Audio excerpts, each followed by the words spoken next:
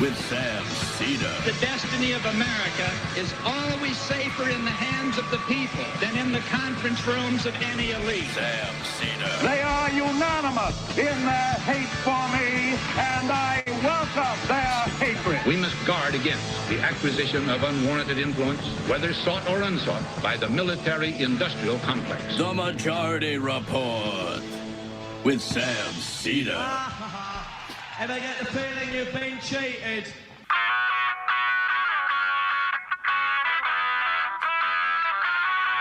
It is Tuesday, May 9th, 2023. My name is Sam Seder. This is the five-time award-winning Majority Report. We are broadcasting live steps from the industrially ravaged Gowanus Canal in the heartland of America, downtown Brooklyn, USA. On the program today, Biden and McCarthy, Jeffries and McConnell, they start their maybe debt limit talks, maybe sort of not debt limit talks, while we are potentially weeks away from a debt limit breach. Meanwhile, Allen, Texas mourns as conservatives attempts to disown the right-wing killer.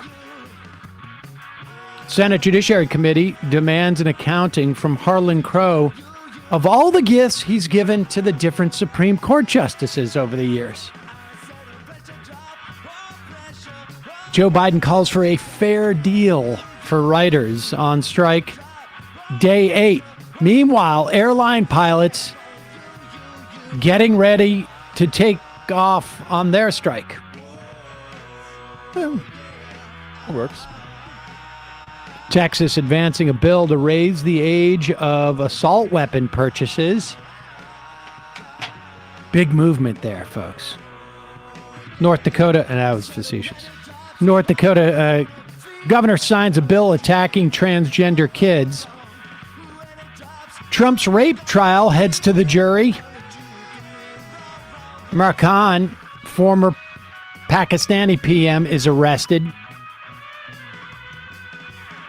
The loudest anti-trans Republican in the Texas State House resigns over his sexual assault of under 21-year-old female staffers.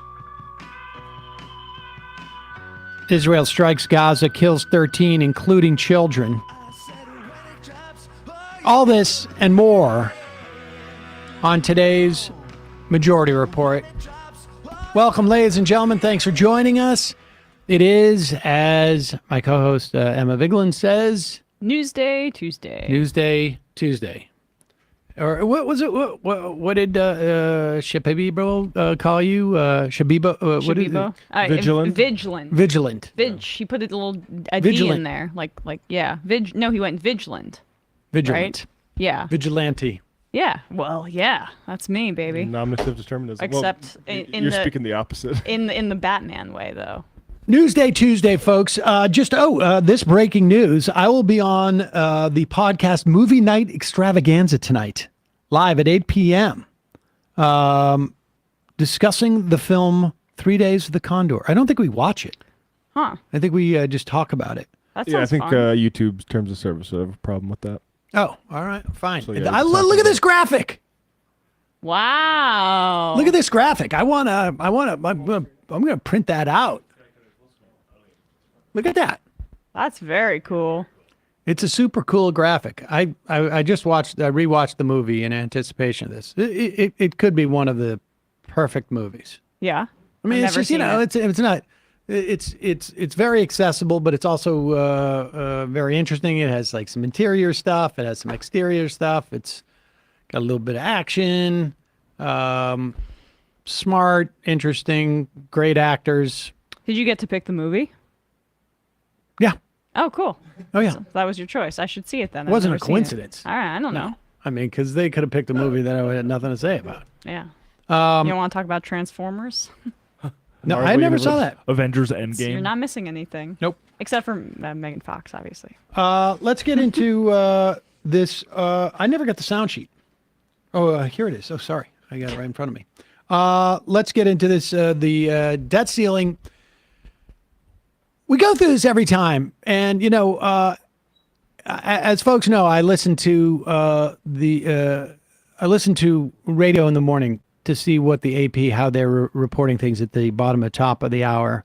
And they're talking about a debt crisis as if it isn't completely manufactured. The crisis is the Republicans don't want to do what they're supposed to do. Period. End of story.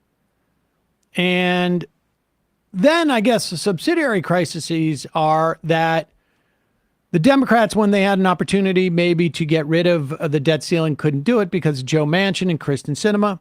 And then the next level of crises are that Janet Yellen, and she very well may be inclined to do this, she certainly can, is just cite the 14th Amendment. I think it's the 14th Amendment that basically says that, the good faith and credit of the United States will not be questioned. Okay, end of story. We're going to pay off our debt.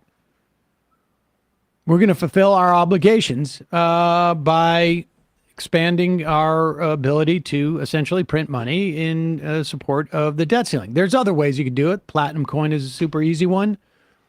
We'll talk about why you should do. Personally, I think they should just do the 14th Amendment, blow through it, and let it stand. Get rid of this arbitrary barrier and leverage point for Republicans. It's the same reason we should get rid of the filibuster. It's why do we have... Well, we know why. It's something lasting you can accomplish without, having to lean on majorities or anything like that. Yeah. But the filibuster is far more important reform, make no doubt. I mean, this is just stop this like annual charade.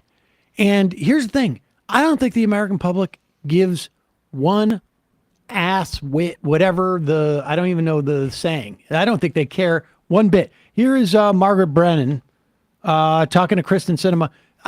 This is, honestly, we're just presenting this as the most irrelevant and uninteresting conversation that could exist. Like, no one cares except on Wall Street. And frankly, it is amazing. If you want to know who the top echelons of our government, like where their dramas come from, this gives you everything you need to know. And notice this is on site at the McCain Institute. I was about to say, that's a little on the nose. I mean, she might have said this also at the Chamber of Commerce, right? Like that might have been a little bit less subtle, but yeah. You've been listening. What does a deal look like? I've been disappointed with the conversations up to date. Both parties are talking without listening to each other. They're just talking right past each other, right? So President Biden says, I want a clean debt limit to meet the full faith and responsibility of the United States of America. To be clear, he's correct. We must meet the full faith and credit responsibility for the United States of America. That is our duty. However, it's not correct to assume or to pretend that either party is used to or always is willing to pass a debt limit without conditions. Both parties have played this game for years. And so... Pause it. If someone wants to send me an example, like I know there have been Democrats that have voted, individual Democrats that have voted against this. Right. But has there ever been a time where the Republican leadership in the House and the Senate have been united and we're not going to pass the debt ceiling unless X, Y, or Z happens? I mean, you mean the Democratic leadership? The Democratic one? No, I mean, 2011, 2013, that was all Republicans. I'm saying ever. Like, I know there have been individual Democrats, but she's just blanket lying here. And somebody, can you find an example of that? Can you look for an example for that? I mean, we're looking, but it's not. I don't think it exists. And, Margaret Brennan knew she was asking this question. Yeah. But go continue. Is used to or always is willing to pass a debt limit without conditions. Both parties have played this game for years. And so we're in a situation where one party is saying they will not negotiate at all with the other party. I think that's a very dangerous place to be. Because one, it's not realistic. And two, it's just not going to happen. So Kevin McCarthy, as we all saw, took him a long time to become speaker, barely squeaked by with the votes. had to make a lot of concessions to get the job. And he has a very, very, very narrow road to walk. So he has to thread a needle where he can get the votes he needs to pass a debt limit increase and continue to be Speaker. Now, there have been sounds coming out from the Republican conference in the House for months. Patrick McHenry, who's the chair of the House Financial Services Committee, Patrick has been talking for months about what a deal could look like. People have not been listening. They should be. I think folks should actually say, let's hear these options. The reality is the bill that Kevin and his colleagues passed through the House is not going to be the solution. Right. The votes do not exist in the United States Senate to pass that. But what the president is offering is not a realistic solution either. There's not going to be just a simple clean debt limit. The votes don't exist for that. So the sooner these two guys get in the room and listen to what the other one needs, the more likely they are to solve this challenge and protect the full faith and credit of the United States of America. We're in really shaky ground right now. And now we. You know what's amazing about this is that had anybody, I mean, first of all, she said nothing. Let's just be clear on this. Like patronized like we're third graders. Yes. But the amazing thing about this is if she wasn't at the McCain Center and she wasn't sort of positioned as like, some type of bipartisan, like in allowing the media to be completely, sort of like self-satisfied that we've delivered both sides. Somebody would say like, wait, why is this about what Joe Biden needs and what Kevin McCarthy needs politically? Why isn't it about just the full faith and credit of the United States and not holding the world's economy hostage? Like who's the constituency for that? That's what Biden needs? No, in fact, that's also what Kevin McCarthy needs. And when this really comes down to it, that's going to be clear when Wall Street starts to tank. Remember, where was the place that he went when he announced that they were gonna pass something so that they could get into negotiations with Biden about this? He went to Wall Street and announced it on the floor of the stock exchange. That's the constituency. It's the same constituency that she's speaking to right there. Exactly. They're the ones that let them deal with it. Yes. That's what I say. Joe Biden shouldn't move an inch. Let Wall Street deal with this. It's their issue. Yeah, and not let them grapple with the tanking of the U.S. economy over clawing back tax breaks for clean energy, more SNAP work requirements, and less IRS enforcement. Like, this is because Trump thankfully came out and was like, no Social Security and Medicare, keep it off the table. They've got nothing. It looks even more childish, the hostage situation that they're setting up here. And she completely flattens the power dynamic here. It's not a negotiation between two equal parties. It's like saying someone took a hostage and is like, well, they've just really got to come together and find a middle ground. If only you, just chop off one hand from the hostage and then we'll pay the ransom. Like, that will be fine. Just don't kill him, okay? That's what we're talking about here. I think Biden should say, have a seat and I'll be with you in about, a week and a half. Yeah. Treat him like, they're in the waiting room at a doctor's office. Anything you want. You want some tea? Can I get you, have some tea or some coffee, some cookies? Enjoy yourself here. And then when you're done, one of the things, Emma mentioned, essentially they were talking about just cuts to everything. They were talking about a freeze on the entire discretionary part of the budget, not obviously the military, right? Did they get to the military? Well, how much of the woke military did they cut out in their budget? It's just a freeze on discretionary spending for like 10 years. Just the size of the country is going to be, 5-10% larger in 10 years. It's absurd. It's absolutely absurd. Isn't that what they got in 2011? It was a 5-year discretionary spending freeze. There was a whole sequester that happened on both sides, and it was highly problematic. But here is Jody Arrington, Republican from Texas, on with Fox's Shannon Bream, calling for work requirements. This is I don't know how to put this. Just one of the stupid. Put aside the most heartless and regressive, but it's also stupid if you really want to save money in some fashion. And we don't want to trap people in dependency on the government. Able-bodied adults receiving public assistance should be looking for a job or working. That's a fundamental responsibility and expectation, certainly, of the American people. Well, and just to clarify, so in saying you want to go back to fiscal caps from 22, as the Washington Post points out, that would mean cutting back from where we were in 23. That's where Democrats get the line that there are cuts. There is so much wasteful Washington spending and bloat coming out of COVID. Cuts, to be fair. We're going to reduce spending. The president, in his budget, wants to increase spending by $100 billion in discretionary, and more than that, trillions of dollars in non-discretionary mandatory spending. I mean, it's the spending from this administration, the trillions of dollars, that has ignited the inflationary firestorm that Americans are suffering from. Of course, we need to right size and return to reasonable levels of spending. Okay. First off, mandatory, non-discretionary spending, the president is not raising that. And here's the clue that you can tell, because it's mandatory.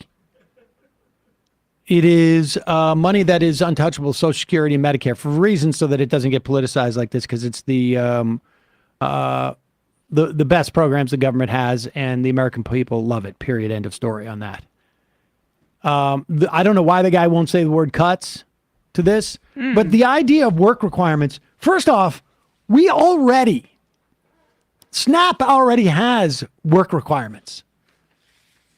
It already basically says you got to try and go get a job. There's a certain amount of hours that you got to spend a month looking for a job. I had it right here. Yeah. But people, what are SNAP work requirements? You Google it and you look it up. It exists already. This is just a game they play. But to the extent that they add work requirements to anything else, play this clip from Arkansas. This is when Arkansas added work requirements to Medicaid. Here's the thing. If you are eligible for Medicaid, chances are either one of two things. One, you're working a job and it doesn't pay enough for you. You still essentially living within a certain measure of poverty, depending on which state you're in, 100% or 133% of poverty, or you can't find a job. I have no doubt in my mind that there are people out there who, for whatever reason, are like, I'm not going to work. I don't want to work. But I need health insurance. I'm going to be on Medicaid. Over 80% of SNAP households with a non-disabled adult have people who are working in the 25-month period when they're receiving these. Of course, because we have a working poor in this country, and these programs are subsidizing low wages by these mega corporations. Right, but the bottom line is like there is no doubt there are people who are saying, I don't want to work, but I do want health insurance, and just for a moment, let's just say that that is problematic for the sake of argument, okay? Because I'm not so really terribly concerned about those few people who are doing that. But let's just assume that there are those people. They are so few and far between. There are far more white-collar criminals. There are far more people who are scamming everything in corporate America or other government services. There are people who are double dipping on their mortgage interest deduction. There are people out there who are gaming the system and avoiding taxes by, wealthy people taking out loans against their life insurance policies so that essentially their income is tax-free and just waiting as their insurance policies accumulate, and they die with debt, and then their life insurance pays off their debt, and it's just a way of escaping taxes. If you're really concerned about that, that's a much bigger problem. But the point is, this is about demonizing people who are living in low income.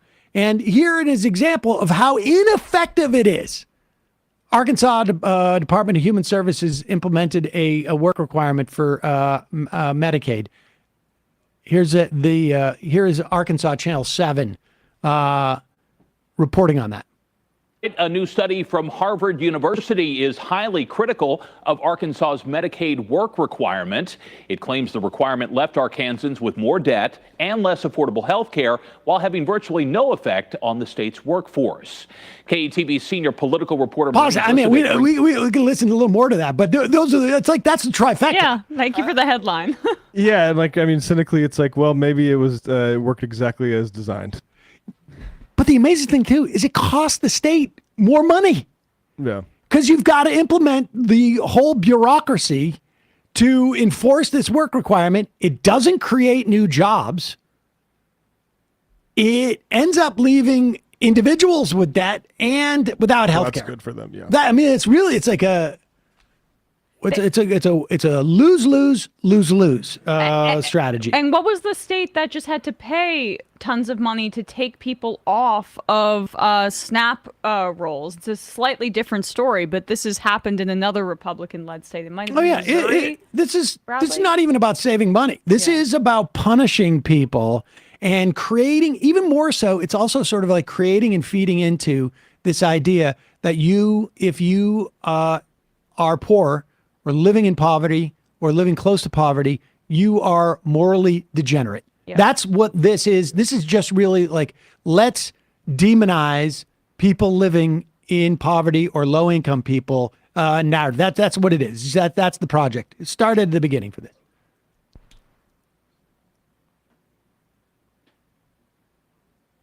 A new study from Harvard University is highly critical of Arkansas's Medicaid work requirement.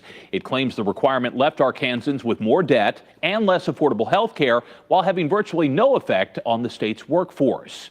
KETV senior political reporter Maureen Glisovic brings us reaction to this from the governor and lawmakers.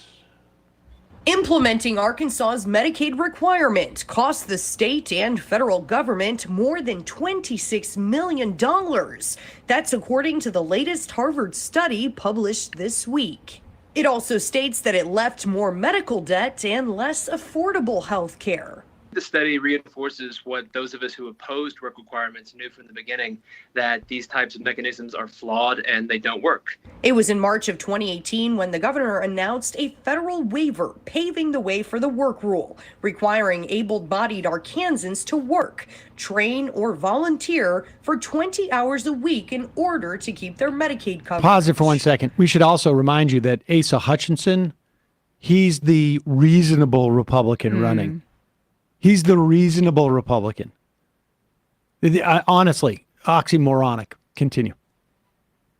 Not only did we put in place a policy that doesn't really do what it's intended to do, but we executed it so poorly. I think the study showed that more than 70% of Arkansans who were subject to this requirement didn't even really understand the program or know when it was in effect.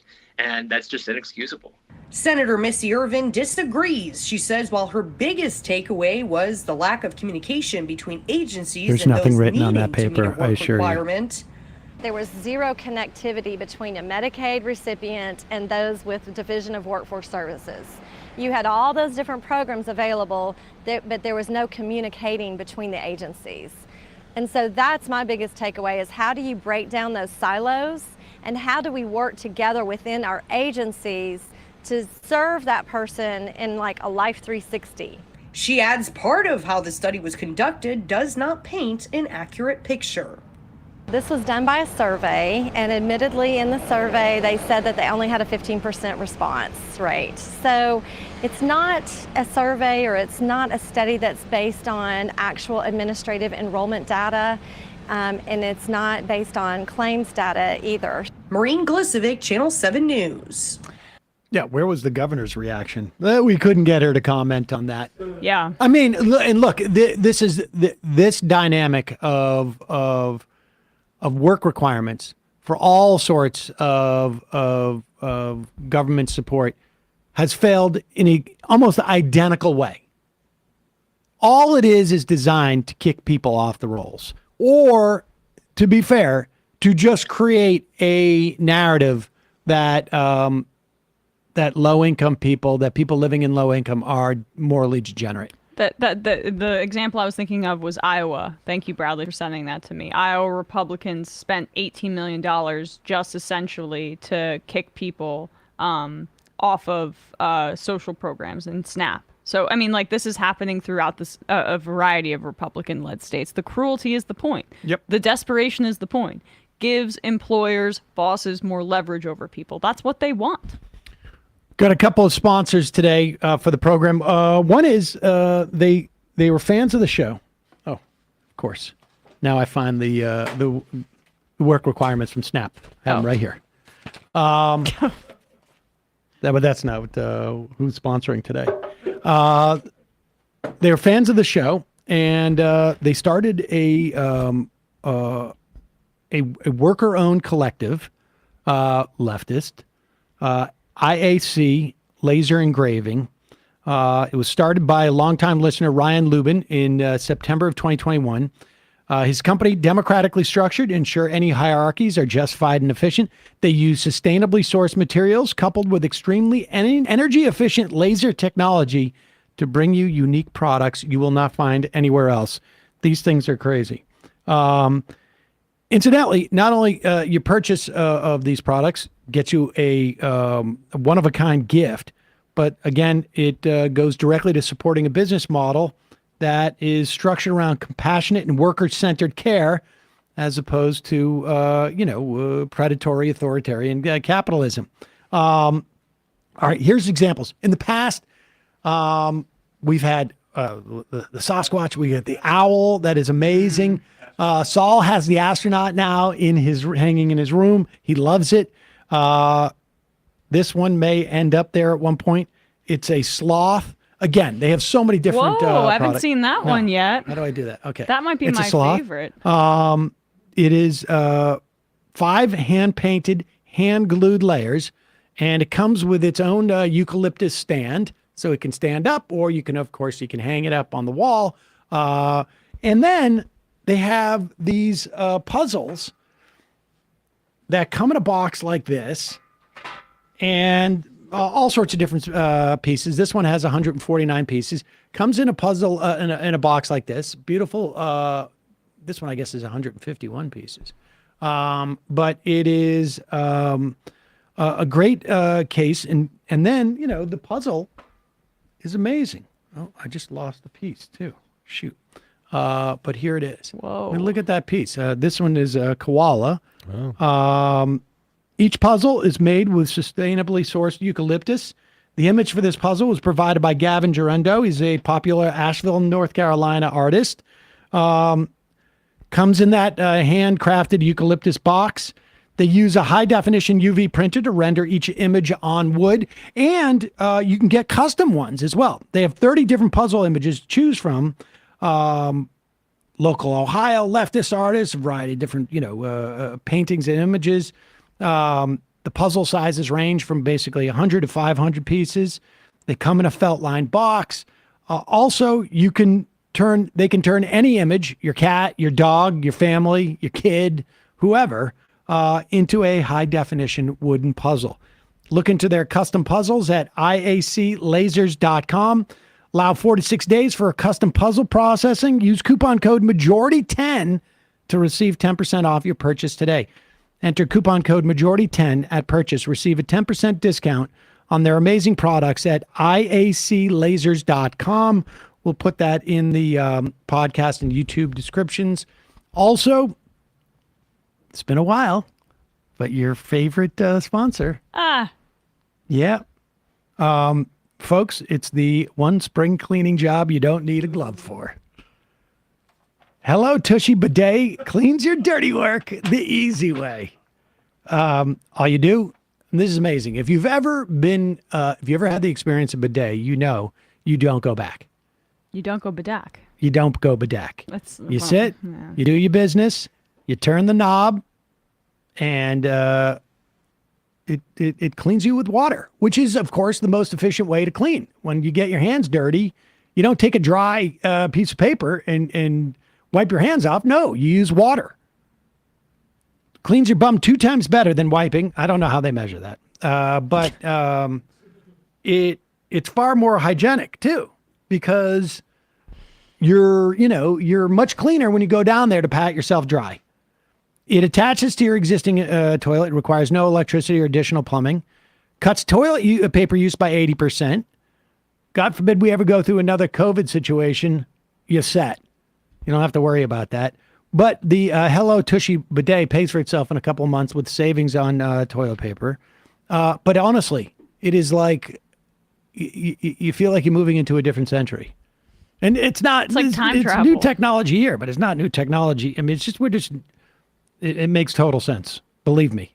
Every Hello Tushy bidet attachment comes with a 60-day risk-free guarantee, a 12-month warranty. With over 100,000 five-star reviews, you can see why millions of people already love Hello Tushy and be a part of taking care of business the cleaner way. Again, super easy to attach to your toilet. If you can change your toilet seat, you can do this. Go to hellotushy.com/majority. Use the promo code majority. Get 10% off plus free shipping on your first bidet order. That's hellotushy.com/majority for 10% off.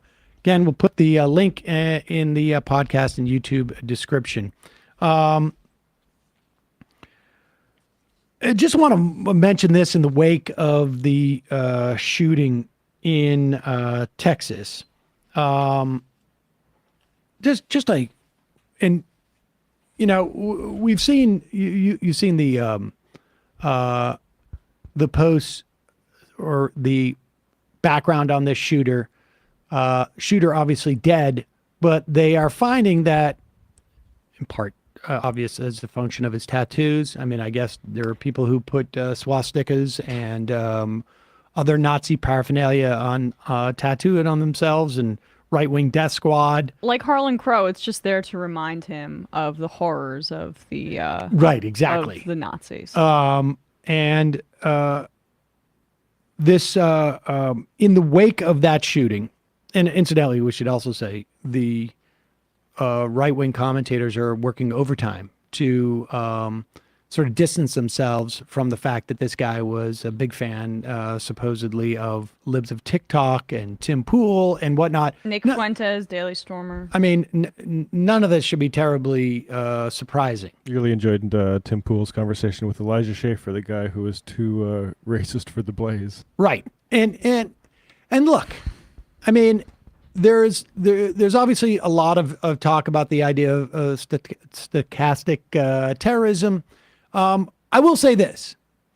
The United States, under the Obama administration, assassinated the so-called radical cleric, Anwar al-Awlaki, who was an American citizen.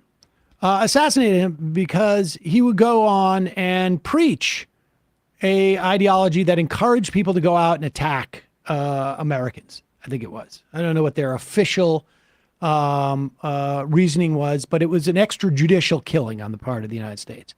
So at the very least, and I happen to think that that should be illegal in this country, but the United States government certainly believes that there can be a direct link between that type of agitation and harm on national security.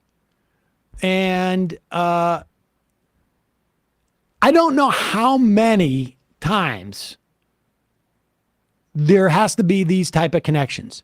This is not a random situation. This is not a one-off. Let's put it that way. And so, I don't know how the people who pump this stuff out. Ben Shapiro was cited by another guy, a killer years ago. In Quebec. Bissonnette. And I don't know how they live with themselves, frankly. I mean, no doubt there's, this happens across the political spectrum, but the distribution of that, there's just every study that on any type of like political violence in this country shows that right-wingers have engaged in the vast majority of it. Mm-hmm.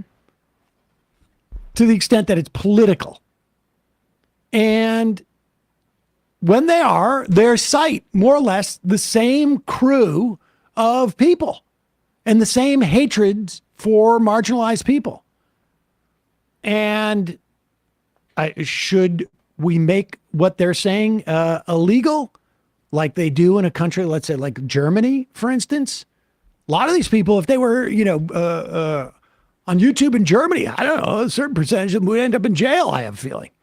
Certainly would be shut down. No, we have a different system in this country. We have a First Amendment. People are allowed to, at least to say it publicly. It doesn't necessarily mean that it has to be carried by the platform that's distributing it. And a lot of them aren't. I mean, like the Daily Stormer or Fuentes are not on like these major platforms. We don't hear, it's all about where you draw the line. All these free speech warriors on the right are upset because their video, say recreating the death of George Floyd is demonetized.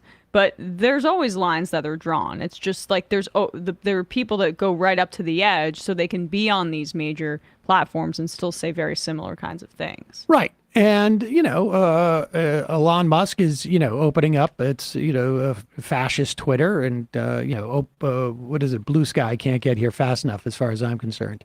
But the really amazing thing is understand that when people are watching this stuff, they're supporting it. They're supporting a platform that is platforming stuff like this. You watch Tim Pool, who's featuring, these racists and bigots on there, more or less, giving them a free ride. Understand that he's supporting them and you're supporting him. That's basically what it comes down to. Libs of TikTok, same thing. All of it. Tucker Carlson, all of it. Same thing. Texas, because apparently they're, starting to notice that gun violence has, quadrupled there or doubled at least in 10 years more? Deaths by gun. And in the wake of 8 people dead, including some of whom are children, one kid, a 6-year-old kid, lost his 3-year-old brother, his mother, and his father. I mean, and that comes just a week after some guy took his AR-15 style rifle, whatever it was, semi-automatic, and shot 5 people because he didn't want to have to quiet down or whatever it was, or stop doing his target practice. The year after Uvalde, when 19 people, mostly kids, killed, they have taken the huge step of raising the minimum age to purchase AR-15 rifles to 21. We'll see if it passes. From 18 to 21. Big whoop. I mean, couldn't be more symbolic and less relevant at the end these of the day. kinds of reforms I almost wish just wouldn't happen, because it's like they're just letting the air out of the tire. They want to look like they're doing something without doing anything at all. I mean, that wouldn't have done anything to prevent this latest mass shooting that they're supposedly doing that in response to. This like psycho neo-Nazi was in his 30s. Yep. And the problem is not, when can we access these weapons of war? It's the fact that we can access these weapons of war. And it's not about, can the cops get it right before they decide to murder 20 people? It's the fact that they have the ability to do it in general. So like these kinds of technocratic tweaks, red flag laws, I include in this way, and like the ones that are just so on the margins are really not even worth our time. It's about banning the sale and manufacturing of this weaponry in this country. Do we have that graph, Bradley, from yesterday? Let's pull this up. I mean, let's just like in Texas. Let's just come up with some ideas as to why we might have a graph like this. From 2014 to what was this? To 2022? So less than a 10-year 8 years period. Matt, can you look up? This is 8 year. It is. It's from the. These are Washington Post. incidentally. These are firearm deaths, not shootings, but deaths. And I think this is from like 2021, maybe. Over the course of 7 years, it goes from under 3,000 to 4,600. This is deaths. Was there like a 35% increase in population in Texas over those 7 years? Did we have a 35% increase in violent video games produced over those 7 years? 35% increase in, bad mental health. It's all about mental health. I mean, this is about changes in their gun laws and all of the money from gun manufacturers that get poured in to right-wing media and groups to so-called normalize gun use. Crowder. 2015 or 2015, they were going down to like the Piggly Wiggly, and 10 guys would come out with their AR-15s to go in, buy a Slurpee just so that they could just say that, we're just making gun use, making people feel comfortable with guns. Look at it. Look at it. I want you to look at it. Yeah. That's what it is. I mean, like, and we in that interview that was done on Fox News yesterday with Greg Abbott, they showed the polling around things like background checks and banning assault weapons and having a 30-day waiting period before people buy those weapons. I'm in favor of all of those, and so is an overwhelming majority of the American people. The problem with like selling this in that way is that there is no, and we had a caller also kind of touch on this as well, there is not right now political consequences for doing nothing on this front. Like there's no equivalent mechanism on the left that the gun lobby and the enthusiasm that it's engendered with the Republican base has on the right. And like, I don't know how we solve that, but we have to create a mechanism to get them to feel the pain on this topic, because it's just not translating electorally. Yeah. I don't know what to do. I don't know what the answer is with that either. I mean, and the part of it is that, like, honestly, Republicans want our public spaces to be unsafe. They are against public good. Yeah, homeschool. It's all about private property, militias touring the streets. Like, let's make our public schools really bleed them dry. No free school lunches. Pull your kids out to do homeschooling or go to a charter or a private school. Privatize everything. Our public spaces should not be safe for everybody. That's why they're okay with the guy going into Starbucks with the weapon of war, because it's all about, I have my own personal fiefdom, and that helps on the micro level undercut the administrative state and government largely, because they don't want public good. They only want private empowerment. All right. I mean, I honestly don't know. Somebody's asking, like, Roni fan, you've been around longer than any of your listeners. I hope that's not exactly true, but what will be the final straw for gun reform, in your opinion? I am of the mind that honestly, what you need to do is, in terms of final straw, it's going to be when the Supreme Court is no longer 6-3 conservative. And when it's 5-4, with the 4 conservatives, essentially, and they revisit the Heller case, then they say this is absurd. Rob from Plus, Minneapolis. If it wouldn't have prevented the latest mass, then why do it? That's Emma and Sam saying this, not the NRA. Well, you should really put into context, because it's quite clear that the reason why the Republican legislature is doing this is not because they're interested in gun reform, but they're interested in something that is going to alleviate the pressure on them to do something.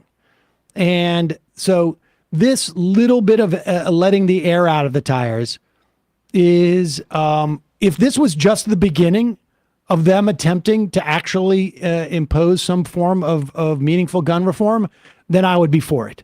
But it's quite clear that this is just a way to essentially pretend like they give a shit. They don't. That's the difference between us and the NRA. That should be fairly obvious. I'm not saying that somebody should vote against it, but I'm also saying that people shouldn't buy the fact that there's actually any type of meaningful interest in gun reform coming out of the Texas state legislature. You have to be an idiot. I'm saying that Texas law Democrats should say this is not something we're passing without anything actually meaningful behind it, because it's just a fig leaf for the Republicans. Why would you gift that to them? Just to get them through a news cycle. That's called playing politics and actually trying to change something, right? As opposed to they just did this with the mental health care thing, right? Didn't Abbott put some millions into mental health care? We have no idea where that money went. It didn't create any socialized system in Texas. So why give them a nonsense reform when we need larger ones? I think what's going to happen in terms of Texas, the only time you're going to see any action there is if they, This is obvious. You look at that graph and you can see what's going on in Texas. And it's not like they're buying less guns there. It's getting exponential. And the more of these shootings happen, the more people go out and buy more guns. This is just going to keep happening there. And it's going to happen at an increased rate. It's going to happen all over the country because we live in a society. I mean, we need the only thing that's going to solve this is federalized legislation targeting sale and manufacture of weapons of war. What? That's it. The only real opportunity, I think, for meaningful legislation on a federal level too will be essentially some type of civil action against gun manufacturers for making a product that is knowingly making a product they know is dangerous. And the fact that they have had liability protection from our government is also indication that everybody knew that there was liability there. So I think it should be a pretty easy a slam dunk in terms of once they repeal that legislation. But who knows? All right. We didn't even get to talk about my concerns in terms of Joe Biden's reelect numbers. Maybe we'll get into that in the fun half. That'll be fun. Maybe we'll do that at the end of the week. We can talk about it on Friday. Yeah, it's make it just a really long, depressing week. I won't be here on Friday, so. Well, all right. I'll just handle it myself. That, yeah. Folks, just a reminder, it's your support that makes this show possible. You can become a member at jointhemajorityReport.com. When you do, you not only get the free half free of commercials, you also get the fun half.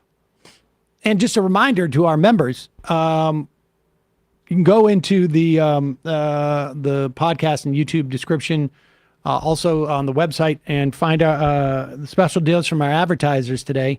Hello Tushy and the great IAC laser engraving with the great stuff that you may have missed some of the.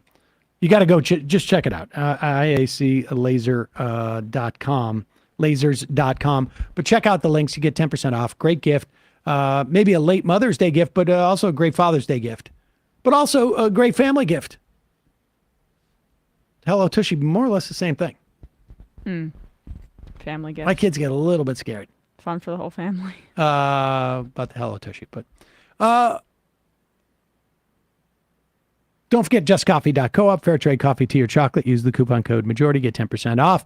Emma, ESVN. Yes. I mean, we spoke about the James Harden, sorry about that, performance against the Celtics.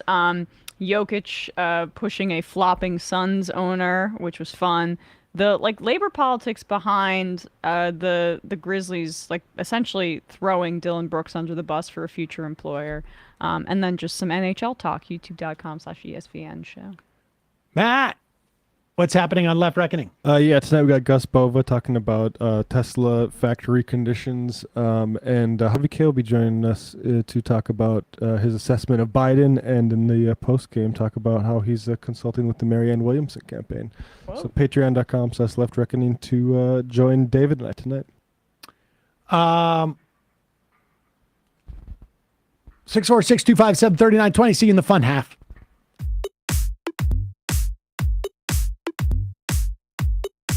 Left is best. Jamie and I may have a disagreement. Yeah, you can't just say whatever you want about people just because you're rich. I have an absolute right to mock them on YouTube. He's up there buggy whipping like he's the boss. I am not your employer. You know, I'm tired of the negativity. I'm sorry. I didn't mean to upset you. You're nervous? You're a little bit upset? You're riled up? Yeah, maybe you should rethink your defense of that, you fucking idiots. We're just going to get rid of you. All right. But dude. You want to smoke this joint? Yes. Do you feel like you are a dinosaur? Some good shit. Exactly. I'm happy now. It's a win-win. It's a win-win-win. Oh, hell yeah. Now listen to me. 2, 3, 4, 5 times. 847-906-501-457. 2, 38, 56, 27. 1/2. 5 8s. 3.9 billion. Wow. He's the ultimate math nerd. Don't you see? Why don't you get a real job instead of spewing vitriol and hatred, you left-wing Limbaugh? Everybody's taking their dumb juice today. Come on, Sammy. Dance, dance, dance.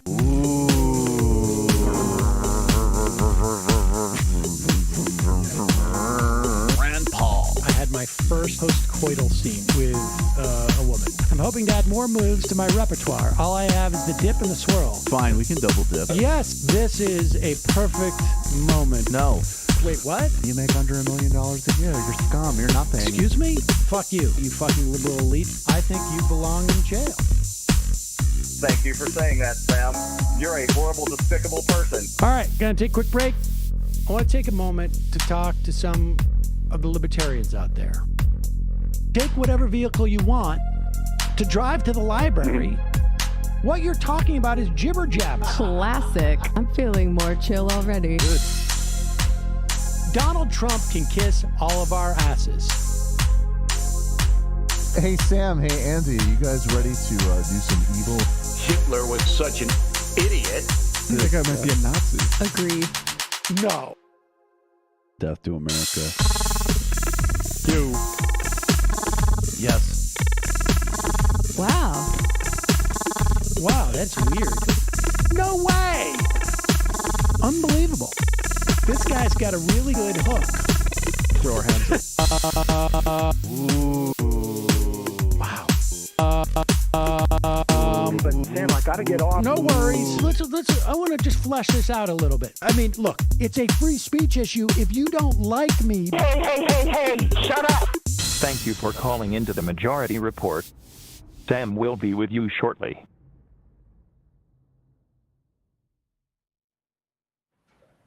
we are back. Sam Seder, Emma Vigeland, Emma Vigeland. What is it? What did they call her? Vigilant. Emma Vigeland. She'll be back in just a second. Apparently on a Majority Report. Yeah. Emma Vigilant. Emma Vigeland. I've never heard of her name before. Make it in Massachusetts on the IM. Incidentally, you can IM the show if you pick up the app, majorityapp.com. It's free. And if you become a member, you can IM the show. Make it in Massachusetts. Hi, Sam. I wonder if you've ever considered starting at noon Eastern, rather than 12:05 or 12:06. We did a noon one like a few days ago. Yeah, it happens.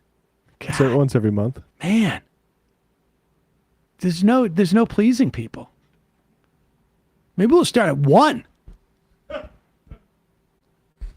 Gin Toronto. I know I'm late to this, but I wanted to comment briefly on Lance from the Surf's appearance on Tim Pool, where Tim suggests that the sterilization of trans people is the real genocide because there will be less trans people. And I kind of want to know, does Tim know where babies come from?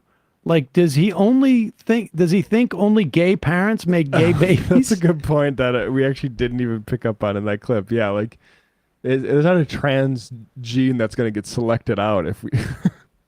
Logic Bro put his own brain into a chokehold, and I don't think there's air getting up there anymore.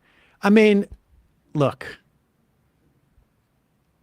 I want to say that it's a function of like some type of brain injury, but it's not.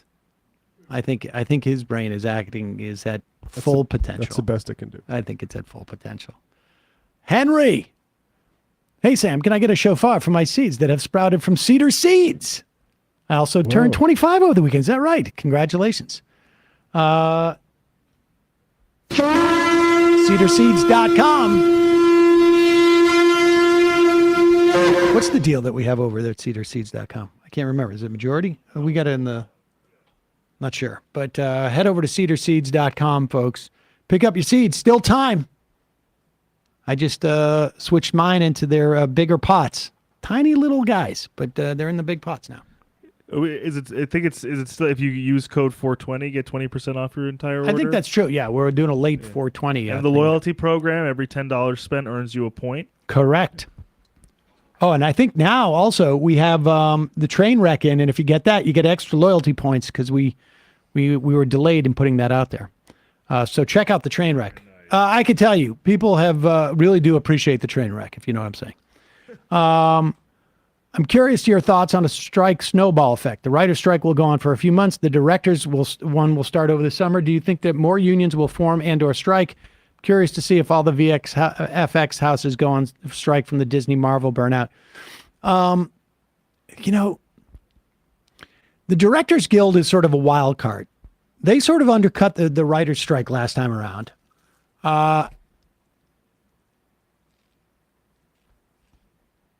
But the actors are also, their contract is up over the summer. And that's a much different story. And I also think just in general, just the atmosphere is very different. And the unions are very different than they were. We're going to talk to somebody tomorrow. I think we're going to talk. And then maybe if we get Sharpling on, he'll know some stuff too over on Friday. But we'll dig more into this. My gut feeling, without really, talking to anybody too deeply about these things, who are in the union or get a sense, is that there's a real potential here for a much broader sort of like coalition of these unions, at least in the near term, because I just think that the memberships are more, I don't want to say radicalized, but they're certainly more labor oriented. But we'll see. Patton from Ohio. The NHL draft lottery was my 9/11. Emma okay. F the Blackhawks. Aesop Foibles. The idea that Ben Shabibo doesn't know who Emma is silly as fuck. I'm sure he's known your name since TYT. Sam tortured analogies. It's crises. Oh, never mind. Chris Burdick. If you're in the mood to guest on podcasts about movies, sort of, I'd still love to see you return to the VCR Party Live podcast. And I've mentioned this in recent IMs. I'm not sure you saw, but you should bring Joe Pickett and Nick Brewer back some Friday soon to talk about their new Chop and Steal documentary. Will you just write that down? I can't just go on to people's podcasts. They have to invite me. Ben Zed6. As a federal employee, the debt ceiling is stressful, especially since one of the extraordinary measures they have taken to extend the window was not fund our retirement accounts. Yeah, fund our retirement accounts. Yeah, I mean, I fair enough, and I apologize about that because they do this every time, and people sometimes will go a couple of days without it. And it is stressful. I apologize for that. It's an oversight on my part. But that's a good point. Yes, it is. It comes at the expense, really, of federal workers who are put through hell for a couple of days, couple of weeks, specifically just to cater to these a-holes. Ryan and Callie. Sure, go on to any show to talk about a movie. We don't fly down to another city in the middle of a pandemic to discuss with a beanie-wearing troll the philosophical truths of a movie where people run around in masks and capes that aren't some fun, eyes-wide-shut orgy thing, but are instead fighting simplistic parables of good and evil. Typical Cedar. Such a grifter. Colin from Connecticut. Matt, could you please make Michael Sam impression? Where's my sound sheet as a drop? Tomuff Link. Happy Newsday Tuesday, folks. China has a higher number of troops and level military equipment than the U.S., yet spends a fraction of the U.S. military budget.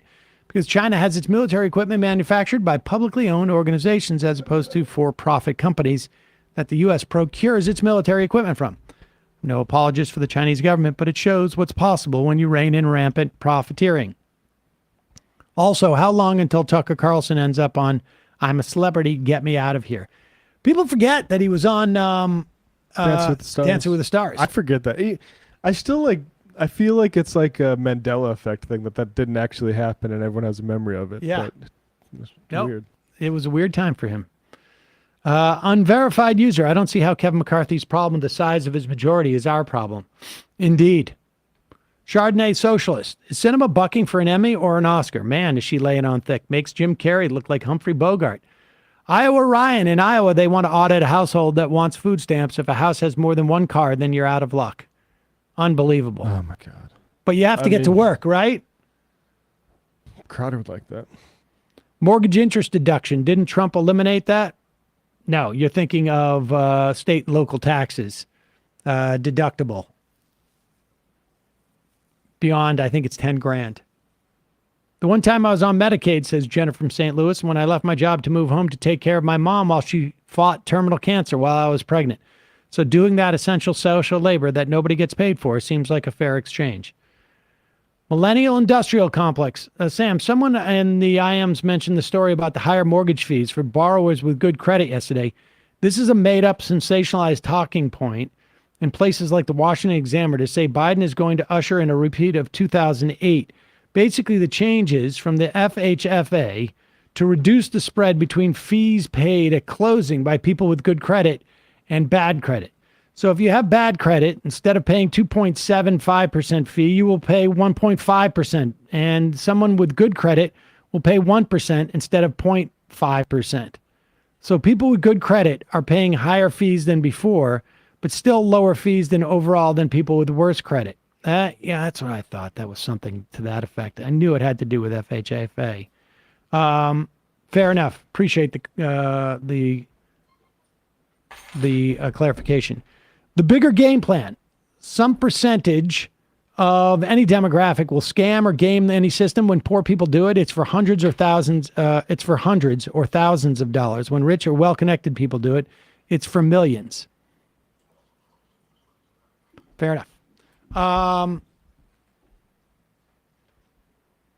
Tony from Texas. We'll be calling in from an 817 area code to talk about being unemployed in Texas. All right. I will be calling into, I am in. Voicemail is off now on the phone system. To welcome back to the program. Emma Vigilant. What is it? Vigilant. I'm back. Should we talk about Tim Pool crying? Or this FBI video. We should do the FBI video. Yeah, let's do the FBI video first. Sure. We've been talking about the shooting in Texas. This video is verified from the FBI. I don't know when they produced it, but do you remember? I remember as a kid watching the stop, drop, and roll teach you how to avoid, what to do in the instance of a fire. If you're on fire, yeah. If you're on fire, and also to stay low so that the smoke, I remember like Dick Van Dyke, I think, did one, so that you stay low, because if you're in a fire and there's smoke-filled room, you want to stay low because the smoke rises, and the best oxygen, to the extent that there's any in the place, is going to be closer to the floor. Mm-hmm. This is from the FBI's video repository. In this FBI training video, customers at a bar are caught in an active shooter event by employing the run, hide, and fight tactics, as well as knowing the basics of rendering first aid and to others. They are prepared, empowered, and able to survive the attack. And so look, it's hide, fight. Run, hide, fight, and stop, drop, and roll. That's like the new one. And to be clear, I don't know if they do this at every school around the country, but I'm pretty sure they do. Lockdown drills. Yeah. We are teaching our kids. The number one killer of children now is firearms in this country. We're teaching our kids to deal with a mass shooting event, and this is where we're at in this country. I did them growing up. As messed up as this FBI video is, we didn't have anything like that. But I'm just saying, like, post-Columbine, we were already doing it, and now it's all the time. This video, as messed up as it is, makes total sense in today's day and age.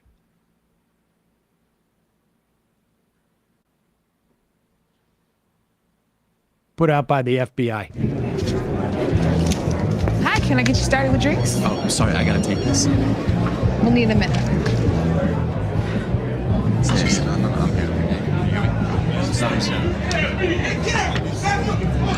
Hey, you need to back up. You can't be here anymore. Get out of my face, what, man. You think I'm afraid of you? Get off, man.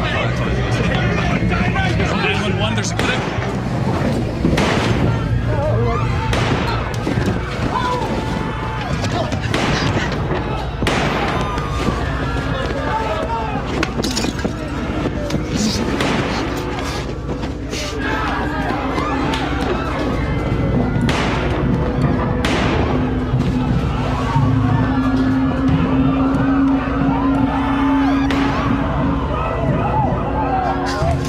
Running makes you harder to hit and improves your chances of survival. Don't go up here. Police, where is he? By the bar, blue jeans, black shirt. Empty hands up, follow their instructions. I'm in the direct line of fire if I head for either exit, but I have other options to help me survive.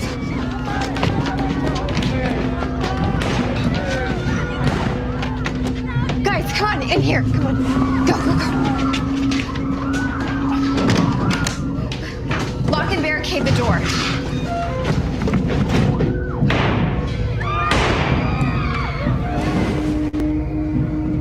Both my exits are blocked by the shooter.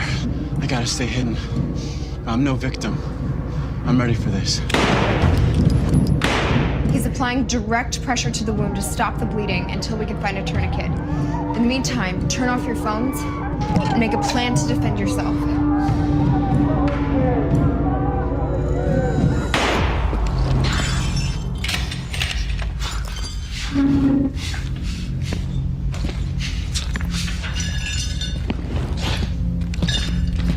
We have to fight to survive.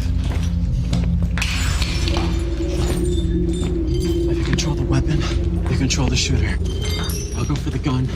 He'll go for his arms. The bartender will go for the head.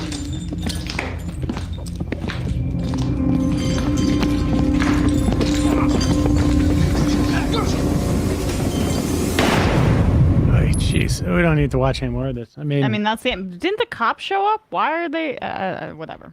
I mean, the point being they're trying to show the different sort of aspects. understand. But I'm sorry, like none of that's like scientific. Like that, I didn't see anything there that I wouldn't like think of myself. Barricade the door. Oh, thanks for that genius tactic. Like, I mean, the bottom line is there's just not much you can do in that exactly. instance. I mean, I And- thought it was good up until the point where they're like saying, you go and get the guy yourself. I mean, look, it's heroic for anybody to do that, but it's just disturbing that an FBI PSA includes that recommendation. I guess the idea is that like if the guy's walking towards you, you want to get the jump on him as opposed to it. But just the idea that this is like a thing that it's useful. We've got to is useful and that we've got to be doing. I mean, it's so twisted of what it says about this country. It's twisted. I mean, it's at least a little bit more useful than the hide under your desk if like the Soviet Union is going to bomb us or whatever. But this one actually has practical, real world, right now implications. Let's go to the phones. Calling from a 817 area code. Who's this? Where are we calling from? Hi, Sam. It's Tony from Texas. Hello, Tony. What's on your mind? Well, I was specifically calling in about my experience being unemployed for the past couple of months here in Texas, but want to comment on what y'all just played. Pretty much every job I had last year had something of that sort, preparing and just expecting there to be some mass shooting and what to do in the case of a mass shooting incident at the workplace. And it was all those same points: run, hide, fight, whatever. And it is pretty disturbing to see that become more commonplace in onboarding at various jobs in retail or what have you. But man, our state really hates poor people. I got fired at the start of March because my boss didn't really care for this uppity queer, pointing out that it wasn't really sustainable to be doing my job, her job, and have to borrow money from my parents to make ends meet because they were not paying me a living wage. So they just cut me loose. And it took me almost 2 months to get a hold of the Texas Workforce Commission. I was trying to sign in and do stuff online, and the website would constantly break and redirect me to calling in to the service helpline, where I'd wait for 3, 4, 5 hours without anybody picking up, and no hold music. You're just listening to a silent line while you're on hold, with the occasional, like every 30, 40-ish minutes, a little automated blurb to direct you to the website. It's all geared. I mean, Florida was sort of famous for this too. It's all geared towards essentially making it just too difficult for you to get any type of support. Absolutely. And when I finally did get a hold of somebody and get my claim submitted, I was like, okay, can I back claim to the time that I was fired? And and I want to say, props to the person that I spoke to on the phone. Like, nothing on the people, the frontline people actually trying to do the work were probably almost certainly grossly understaffed and probably undercompensated themselves. Despite how frustrated and just anxiety riddled as I was, I did my best to be like really, really polite and courteous with the person actually providing me that help. And they said, we can file the request for that back claim. What's your reason for, the back claim? And I was like, well, I've been doing everything I've been supposed to do to try to place this claim, and just it has taken me this long to actually reach y'all and get it done. I've been looking for jobs, doing all this stuff, and then they denied my claim. It said I'm welcome to appeal that decision and submit an appeal and go in to appeal that in court in 6 to 8 weeks. Jeez. Yeah. So, which at that point, I got bills now, so I am dissuaded enough to not bother going after that claim, because the extra time and energy and effort, I'd rather put that time and energy into finding a sustainable work situation, which is really hard when most of the job postings I'm seeing are absolute BS. I'm seeing job postings for all sorts of places that have been laying off huge amounts of their workforce and shutting down like whole departments, meta jobs, and blah blah blah. And it's just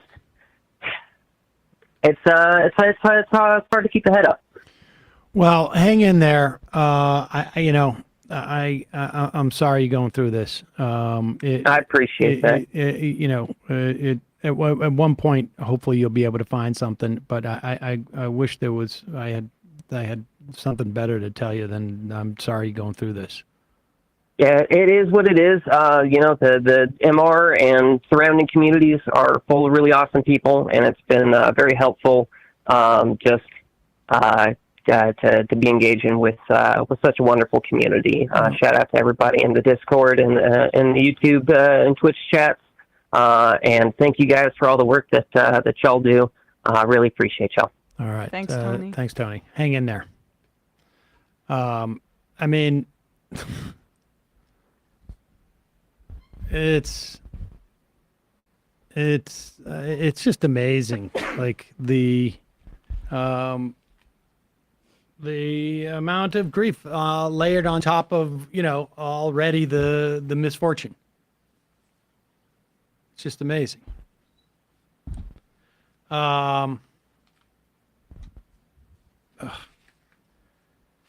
What should we do? Should we just get to that Tim Pool thing? Sure. Yeah. Or should we do? Yeah, let's do the PBD. Do we have that? Yeah, last one. Okay. That's why they're all mad, is because you went on PPD. Yeah, is that what it is? That's what it is. Oh, because PBD broke the seal. blacklist. Yeah. Oh, that's it. That's why Ben Shapiro all of a sudden notices Emma.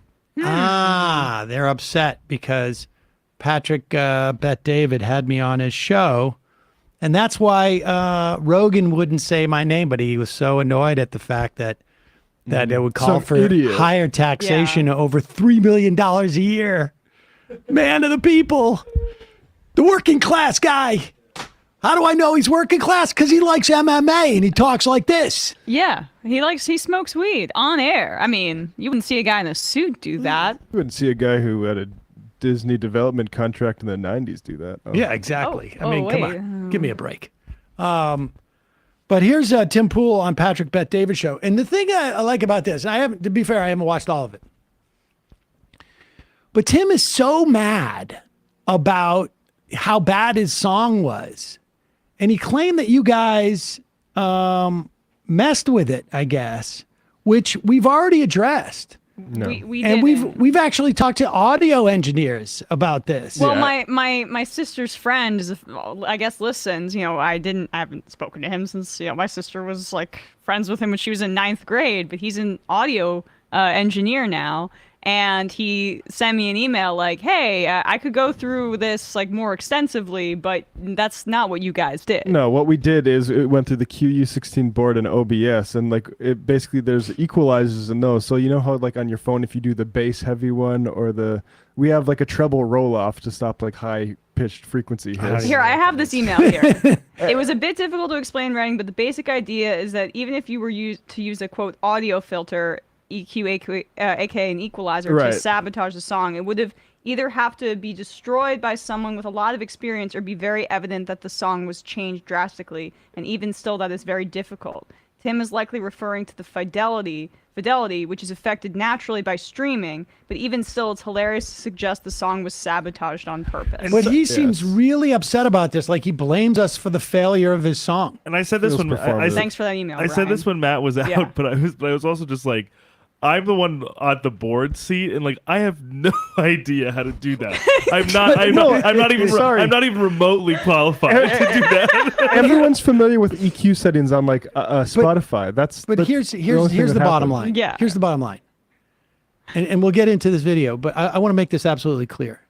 I have absolutely no problem with messing with Tim's song, with putting fart noises on it. It would have been funny. With highlighting how horrible it is, whatnot. I mean, I don't know if you guys just made fun of it or you put fart noises on it. Oh, we said it was horrible. Yeah, okay. It was like Nickelback. But we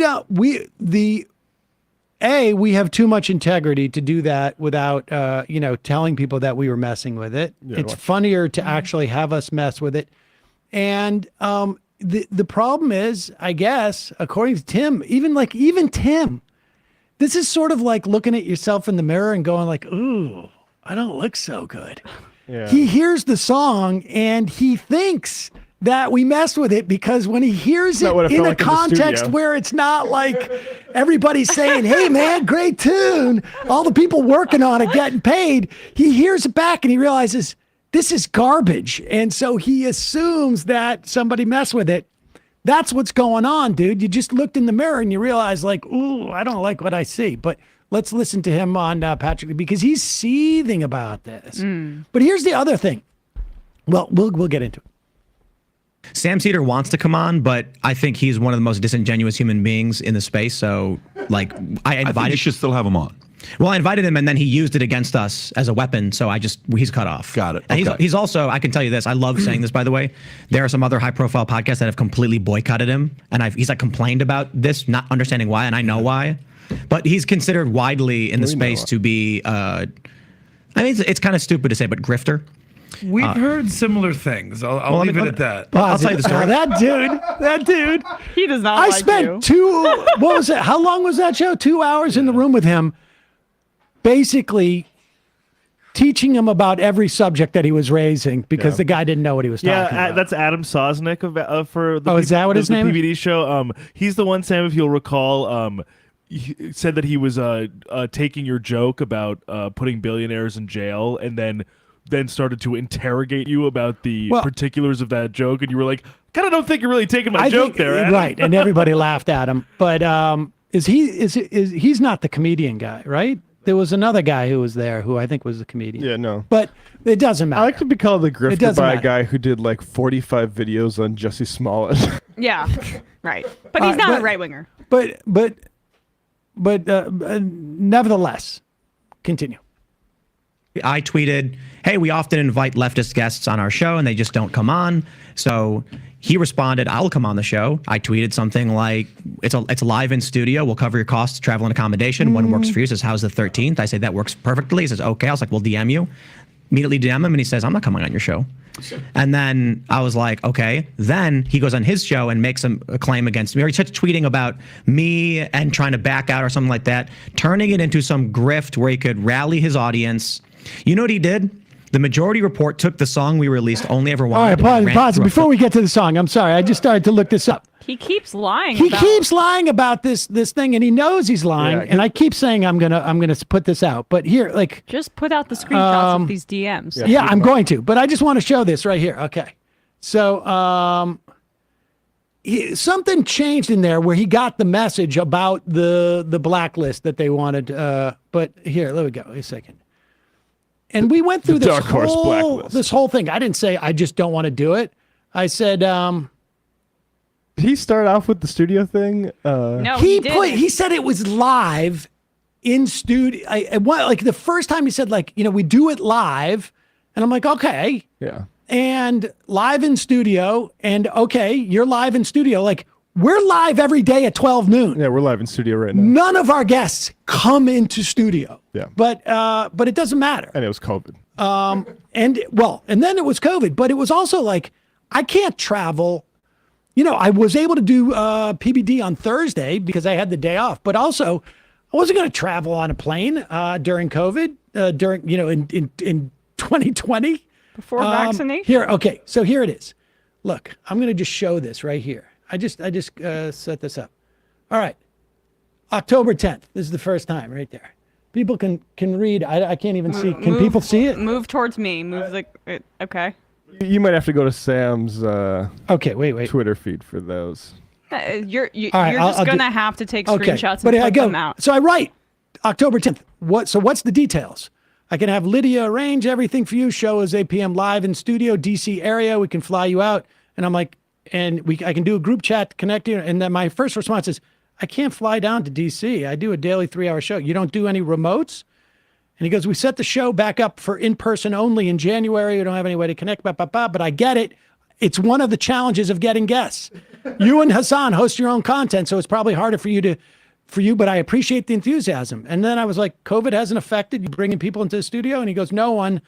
And then he talks about Rogan. And I said, he said, Rogan never did. And then we started up again a month ago. And I said, Trump never did either. This is right when Trump got COVID. Mm-hmm. And I'm like, I guess you roll the dice and hope you don't. And I said, maybe if I have a day off.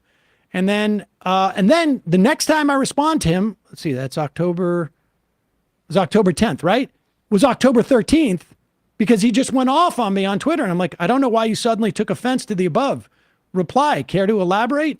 And he goes, you agreed to an in-studio interview for publicity. You lied. And I said, I had absolutely no idea you only did in-studio interviews. I had no idea you weren't in New Jersey anymore.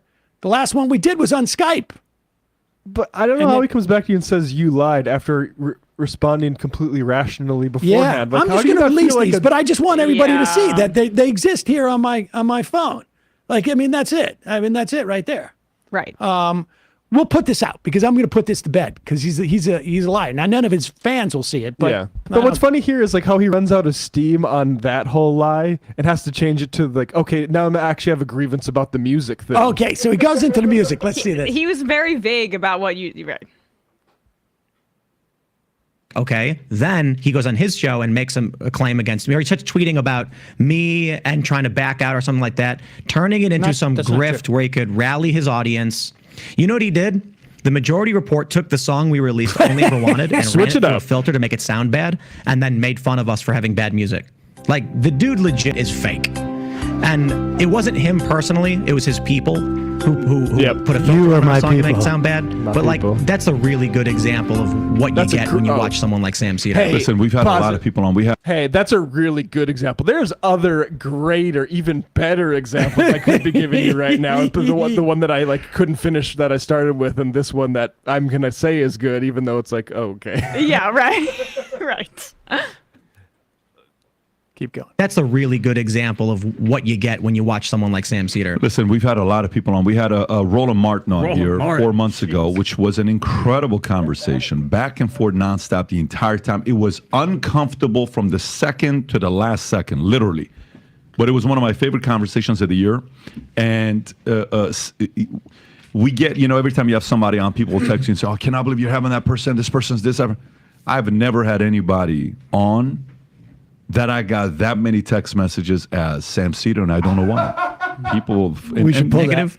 Not good. Well, so I will say. Well, I mean, Sam is both irrelevant and a grifter, and also got the most amount of engagement. People were really upset. I think he probably took a lot of grief. If you're going to be in this right wing space, you don't invite him on. That's what it is. Yep, that's and that's what this is he's apologizing for having you on. Exactly. It's Tim Pool's there as a representative saying, like, you shouldn't have had him on. He's just a bad guy. You're a little green, but you didn't hear about the blacklist. Joe Rogan won't have him on. Jordan Peterson, I won't have him on. And it's for great reasons. Like, he made fun of my vanity project. Well, no, I think he's coming up with the real reason. He's going to tell us the real reason. Why? People and negative. Not good. Well, so I will say, in terms of media industry stuff, I don't want to put anybody on the spot. I'll just say, and Sam will probably hear this, there are high-profile producers and media people who have told me explicitly he's blacklisted. Because why though? Because there was this period where I can speak in but let me say this. I could confirm that I know that I'm blacklisted at Fox. I've been blacklisted at Fox for over a decade. And this is what it's all about. He's basically doesn't realize what he's telling us. Media industry, et cetera, they perceive themselves. They are in this. Tim is in this. It is a business to them. Mm-hmm. It is totally a business. And the reason why they don't want me involved in their business, partially to do with politics, but it's also because they know I don't give a shit about their business. No, it's a bad business decision for them. No respect for their business, for them, for none of it. And that's why, like, when I did that interview with Tim, went on his show early on. I think he probably pulled down the interview. I don't know if he still has it up. He buried it on his own channel. And I kept saying, like, I don't care about you, whatever you're like, your philosophical ideas are, or the Marvel Cinematic Universe. My kid was too young at that point. I hadn't watched it. I didn't watch it until I was, closer to till he was closer to Tim's age, like 8. But, and that's what really upsets Tim, because he's going to get to that part. He's going to get to this part and he's going to completely change what actually happened, because I embarrassed Tim, and he hates that.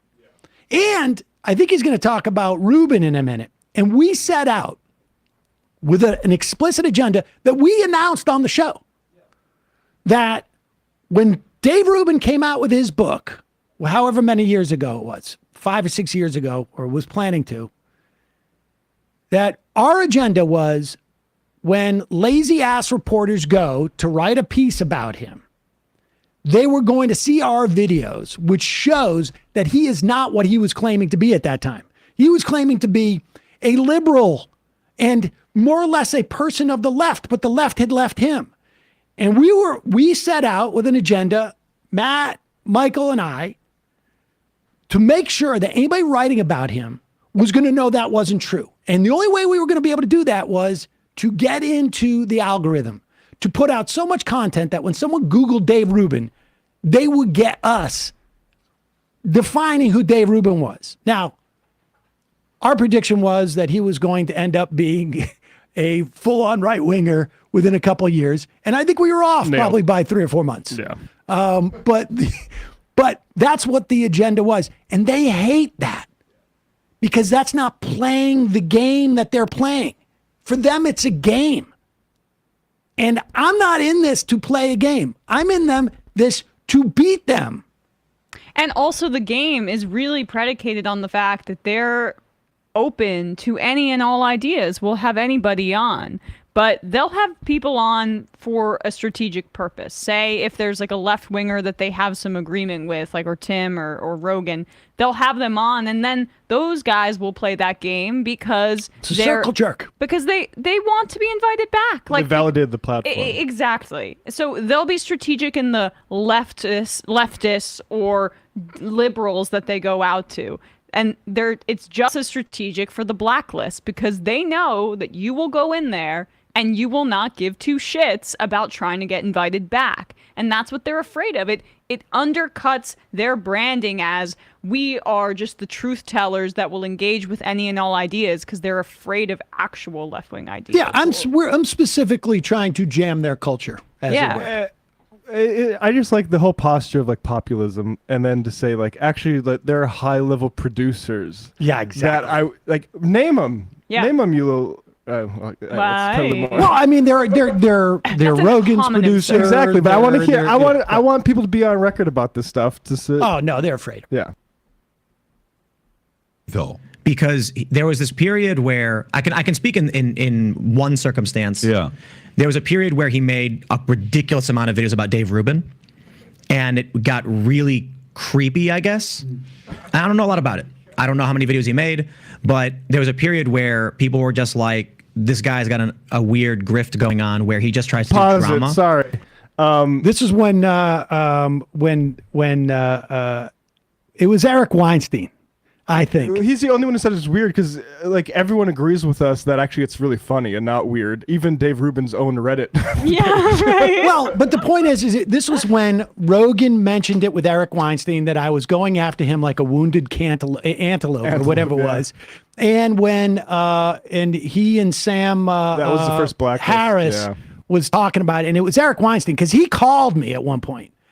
And I was like, I'll take his call because I want to get him on the show because he knew I wanted to fuck with him.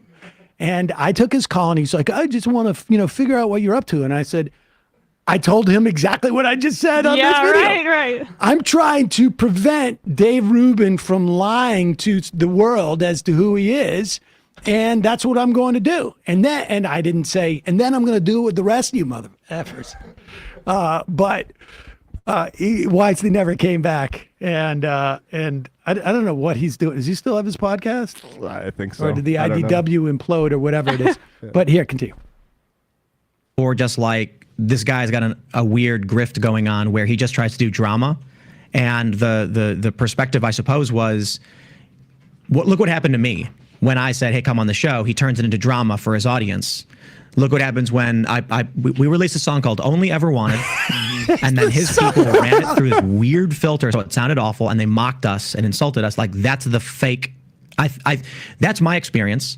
I can only imagine that many others had a very. I mean, these all Majority Report Rubin clips. And it just keeps going and going and going. He's obsessed with them. Let me ask you this: to use the metaphor that Miley Yiannopoulos, we're still talking about him. He's getting names. Is he kind of taking a page out of that book, Sam Seder? It's like we're talking about him. Good for him. Good for him. I don't know. One of the best shows. All right, Ponzo, I should just say, the word is analogy, not metaphor.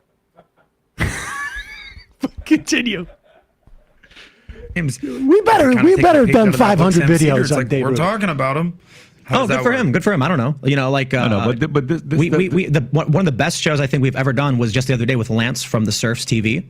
I think his views are wrong. I think he's wrong, but it was funny. We had fun. He brought a tall boy Bud Light and cracked it open on the show. He gave his opinions, which we all like countered, and then we were laughing together. I thought he was a good dude with bad views, and some views evil. But by the way, I mean, Sam Seder sat down here and he said, I think.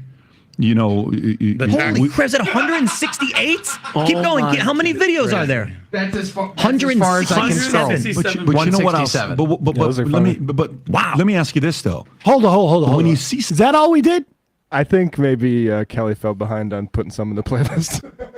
There's got to be more on the playlist. Yeah, once I was aiming for 500 videos. To be clear, how many that high? Well, how many videos do we have total? Oh, we got a bunch total. You can look that up. But I mean, yeah, I would say I wanted to have at least 2% of our videos. I would want to be Dave Rubin. I have a feeling that's 167 does not capture. Yeah, but check that playlist out that we put together for. Yeah, thank you for the free advertising. How many videos do we have total?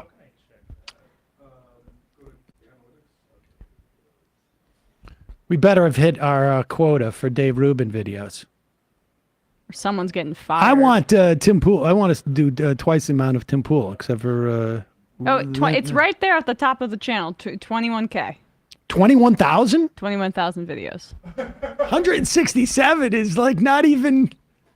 That's not even. I mean, that's not even half a percentage point. As a shadowy producer that makes decisions about these sorts of programming things, I would watch Ruben all the time and clip it. All right, let's get Patrick Beck. Something like this. Would he seems confused. But let me ask you this though.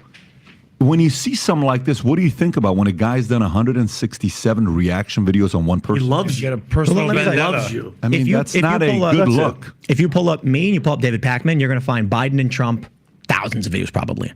Justice Smollett. And it's fine. If you pull up my channel, you might find a couple dozen about the Young Turks. Mostly because I'll respond to them saying something about me. Right. But this is like the Dave Rubin review podcast. Yeah. Well, yeah, it's crazy.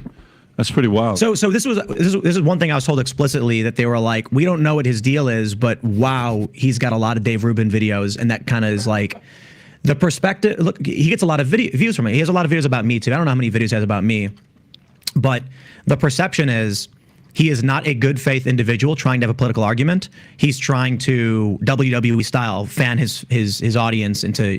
Would you say that he's a troll? I mean, look at this. Like, come on. Look at that. Scroll up. Look at that picture of me where they use Photoshop on my face. That doesn't even look like you. Who is it? That's you? Tim Pool is a lying coward. Okay, sure, whatever. That's true. People should watch that. That's true. That is true. Me, People should check that video out.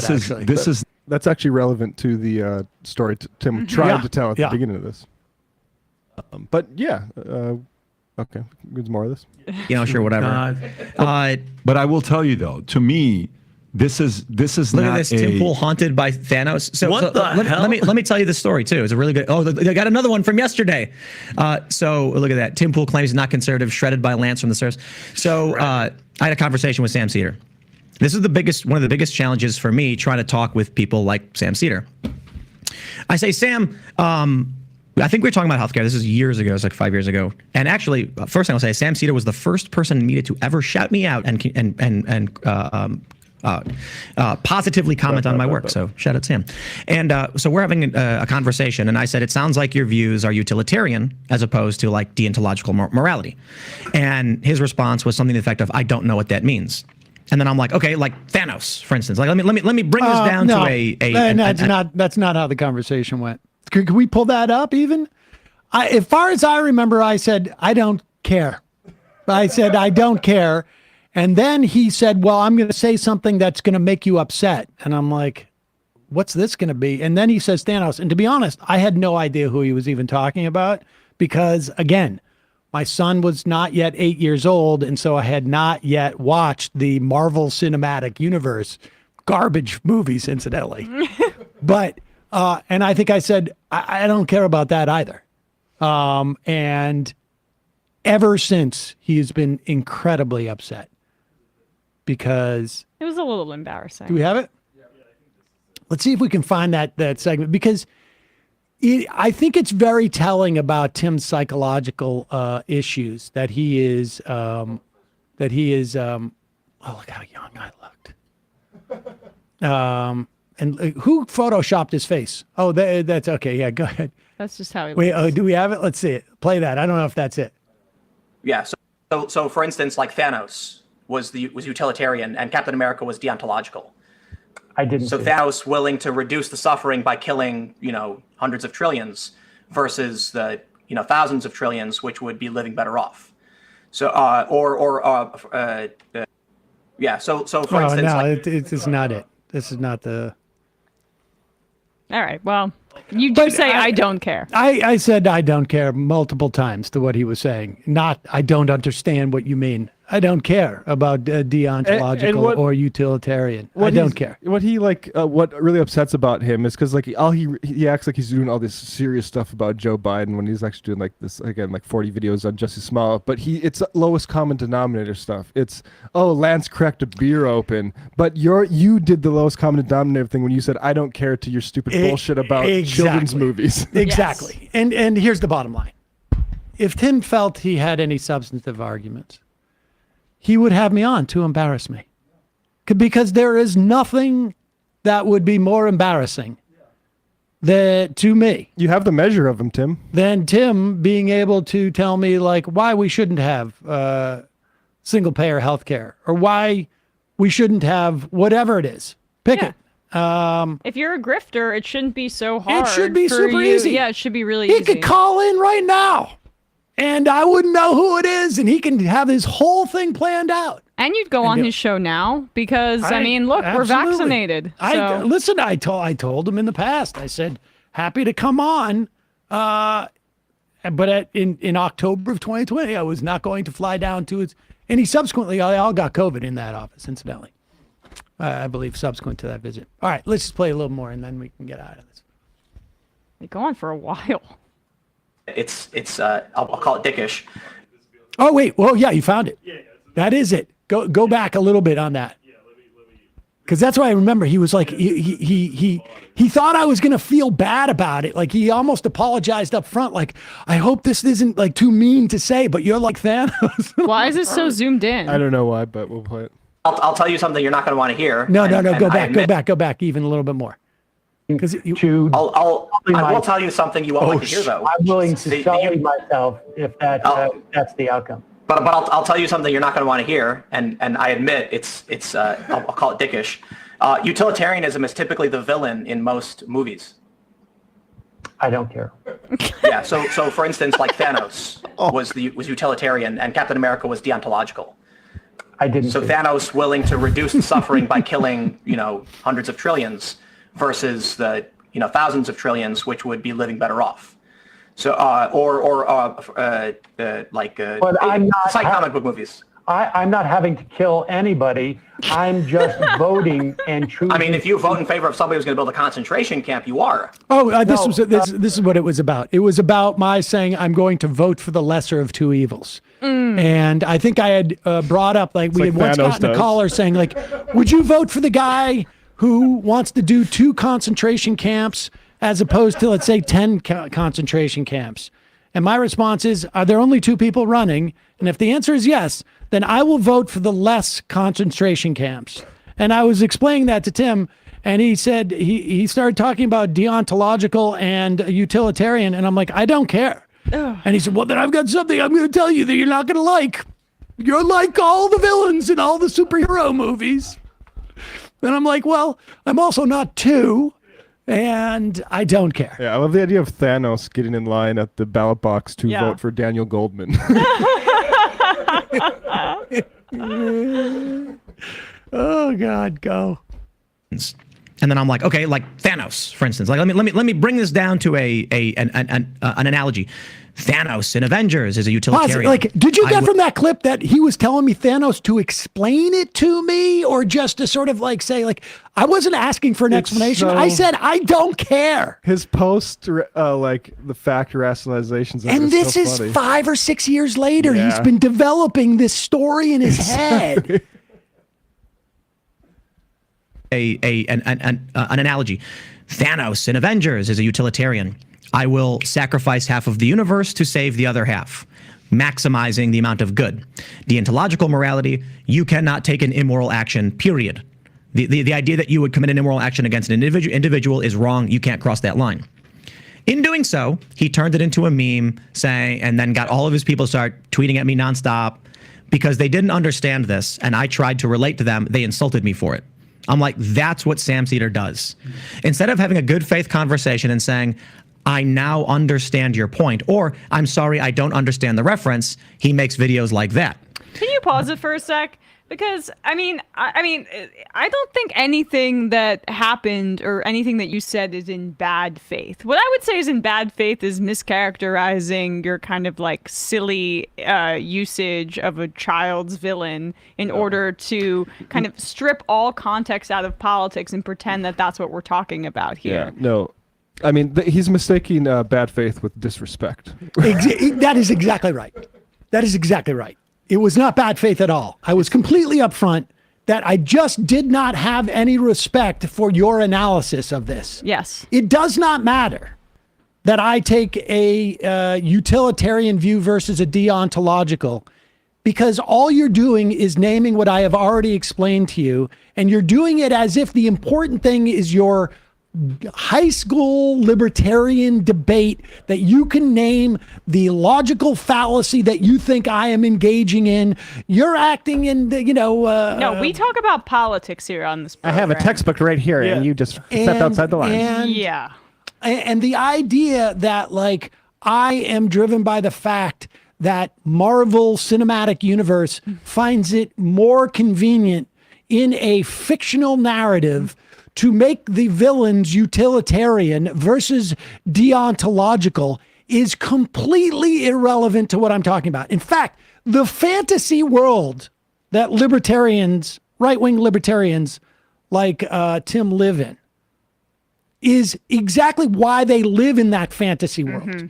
And why my showing disrespect for them trying to make everything theoretical, and in Tim's case, not just theoretical, but completely fictional. And not just fictional, like fantastical, right? I mean, because there's fiction movies that are applicable to society. But that's not even enough, right? Like, he's got to take it into, and it's not even like, it's not even like Batman, which is at least grounded in people who have human abilities. He's got to take it to like some guy who's come from like 4 like parallel universes away and has like 6 gems on his, like, God knows, like they need to talk about politics in that way, because when the rubber meets the road and the implications of what they're talking about become real, everything they say falls apart. And yes, it is not bad faith. It is total disrespect. I have no respect for these people who are playing in these fantastical playgrounds while real people suffer. And the way that, and for him, it's a business proposition, because as long as he can stay theoretical and never has to face the real world implications of what he's talking about, that's why, like, forget about this video anymore. Play the video of him responding to the guy who just shot up, 8 people in Texas, who apparently was a fan of his. Now, do I think Tim is to blame for this? No, I don't think Tim is to blame for this. Do I think the ideology that he promotes, the ideology and the people that he promotes on his platform, do I think that creates a worldview that encourages people like this? Probably the guy had some form of mental illness, maybe, or maybe he didn't. But the point is, again, this country assassinates American citizens, Alwar and Waki, who put out videos encouraging the type of hate that drives people to these type of attacks. Maybe, maybe Alwar and Waki, maybe he said you should go and attack people. And Tim doesn't. He just says it's evil. These things are evil. When will somebody do something? When will somebody do something? Something's got to be done, or we're going to be in a civil war. Well, if I tell you we're going to be in a civil war, what's your response going to be? Oh, I'm just going to sit here and let them shoot at me? Or if you're a person on the edge, you're a person who's on the margins of society. I'm not talking about in terms of political power, but like in terms of emotional state. What are you going to do? And yet he doesn't want to take any responsibility for this. But here put up what how does Tim respond to this? Do we know, or what is this? This is him responding to it. Okay, good. We have this from NBC News. What we know about the slain Texas Mall massacre suspect, Mauricio Garcia.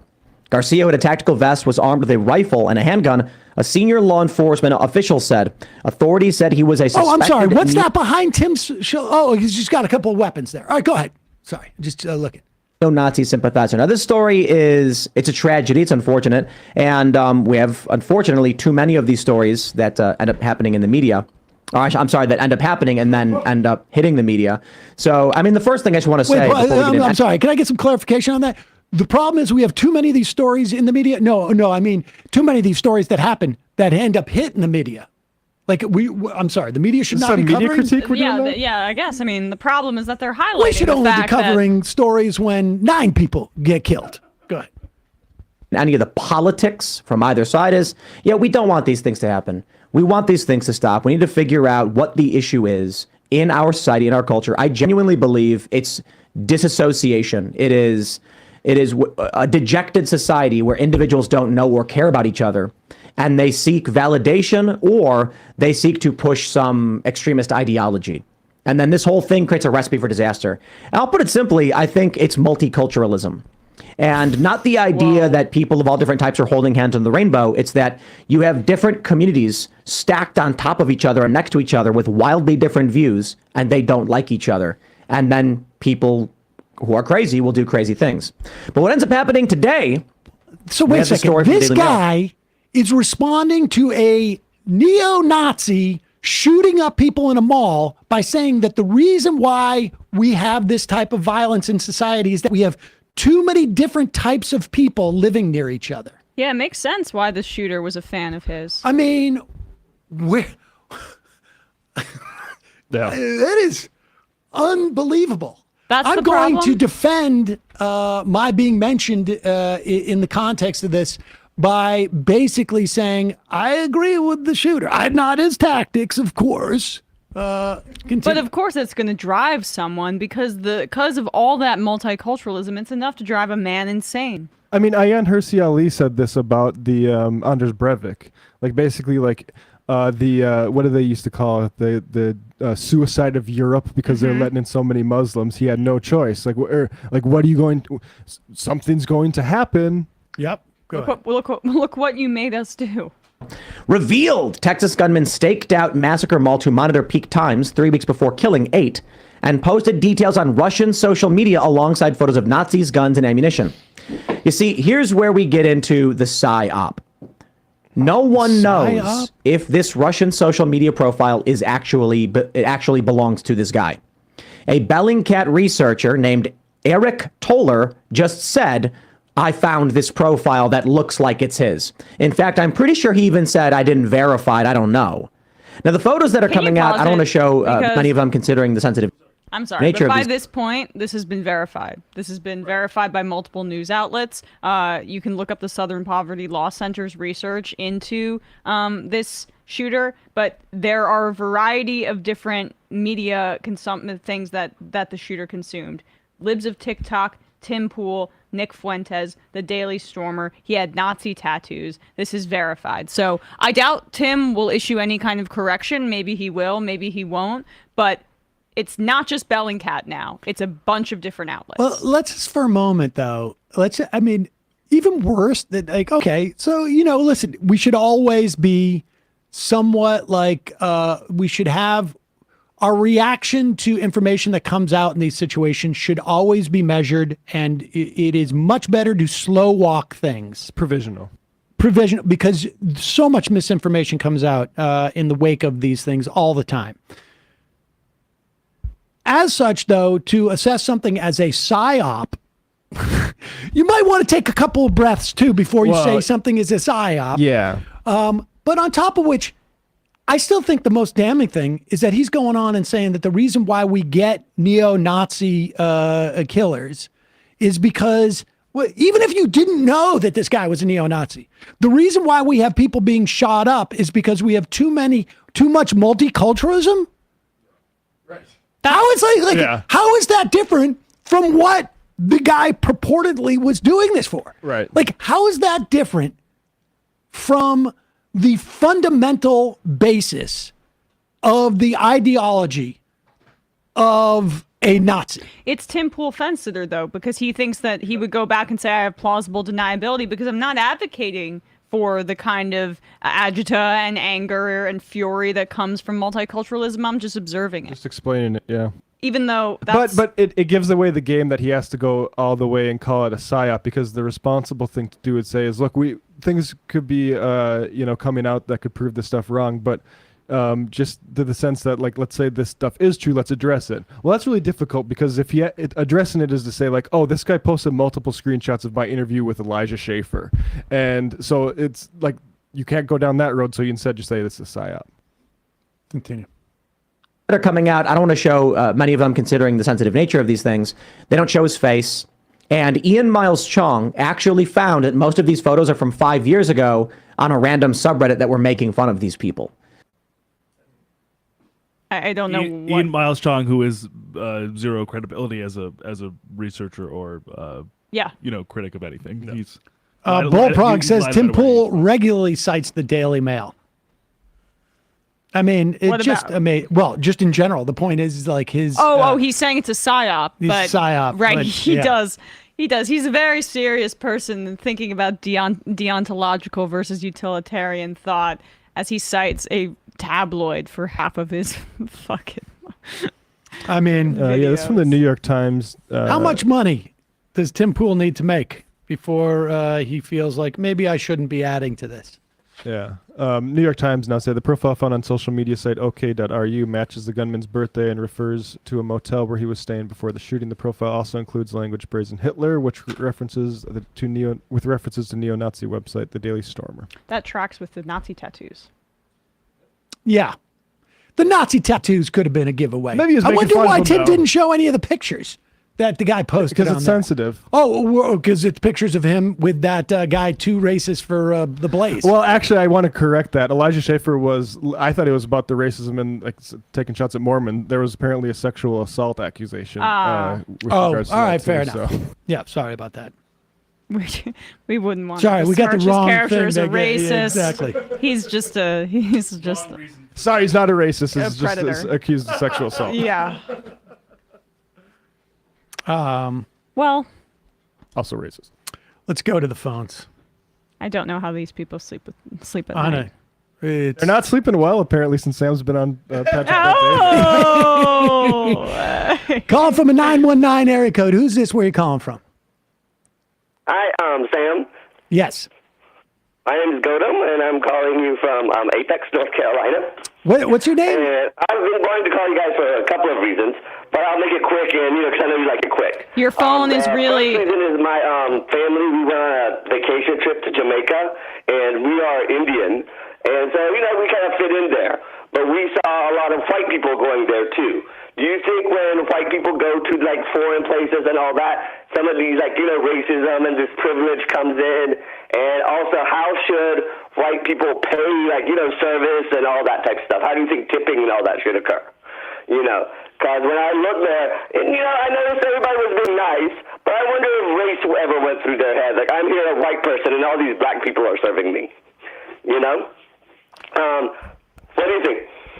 All right, so you're asking me like if you take a trip to if you're a white person and you take a trip to a country where people are predominantly black, and I guess presumably if you, I'm Indian, so if you guys go to India, like for example, my family in India, they have actually, you were talking about child labor.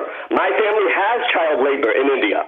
And like one day I was at their house, and they were having a party, and but one of the guests, they wanted to talk about America because they like talking how bad America is. Okay. They go, Gautam, why don't you down and let the children take the plates to the sink.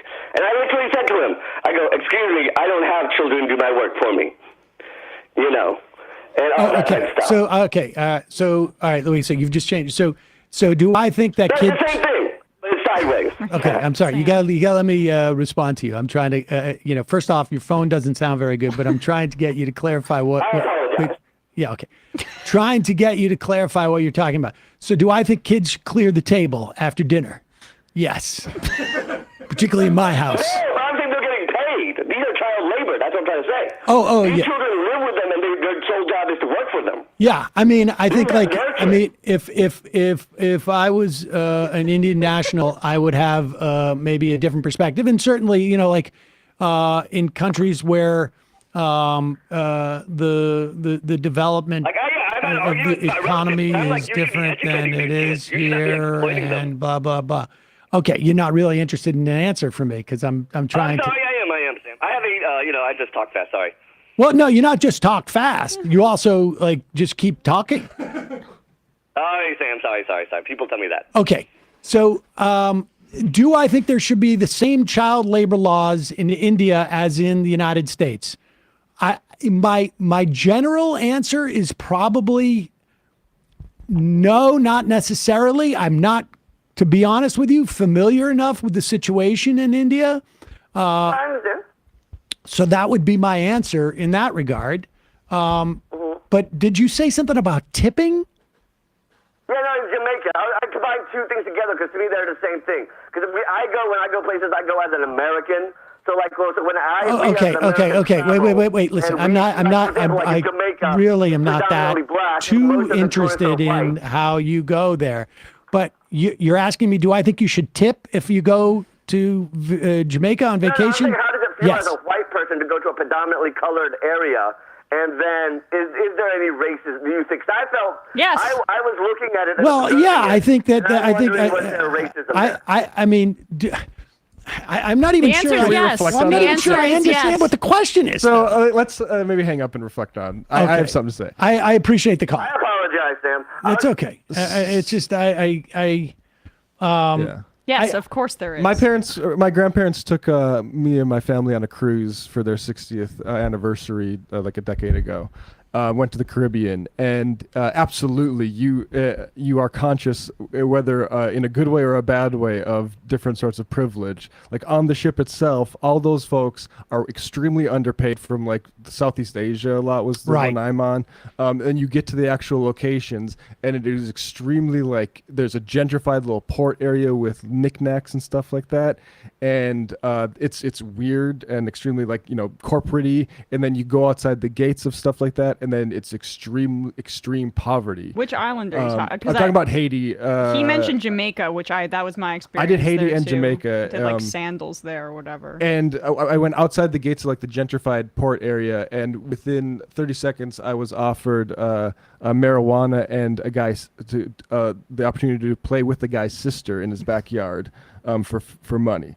And so you are conscious of that. The ugly thing about the cruise I was on is I think a lot of the older white people appreciate that position. So I mean, do I think it's racism in and of itself to go down there?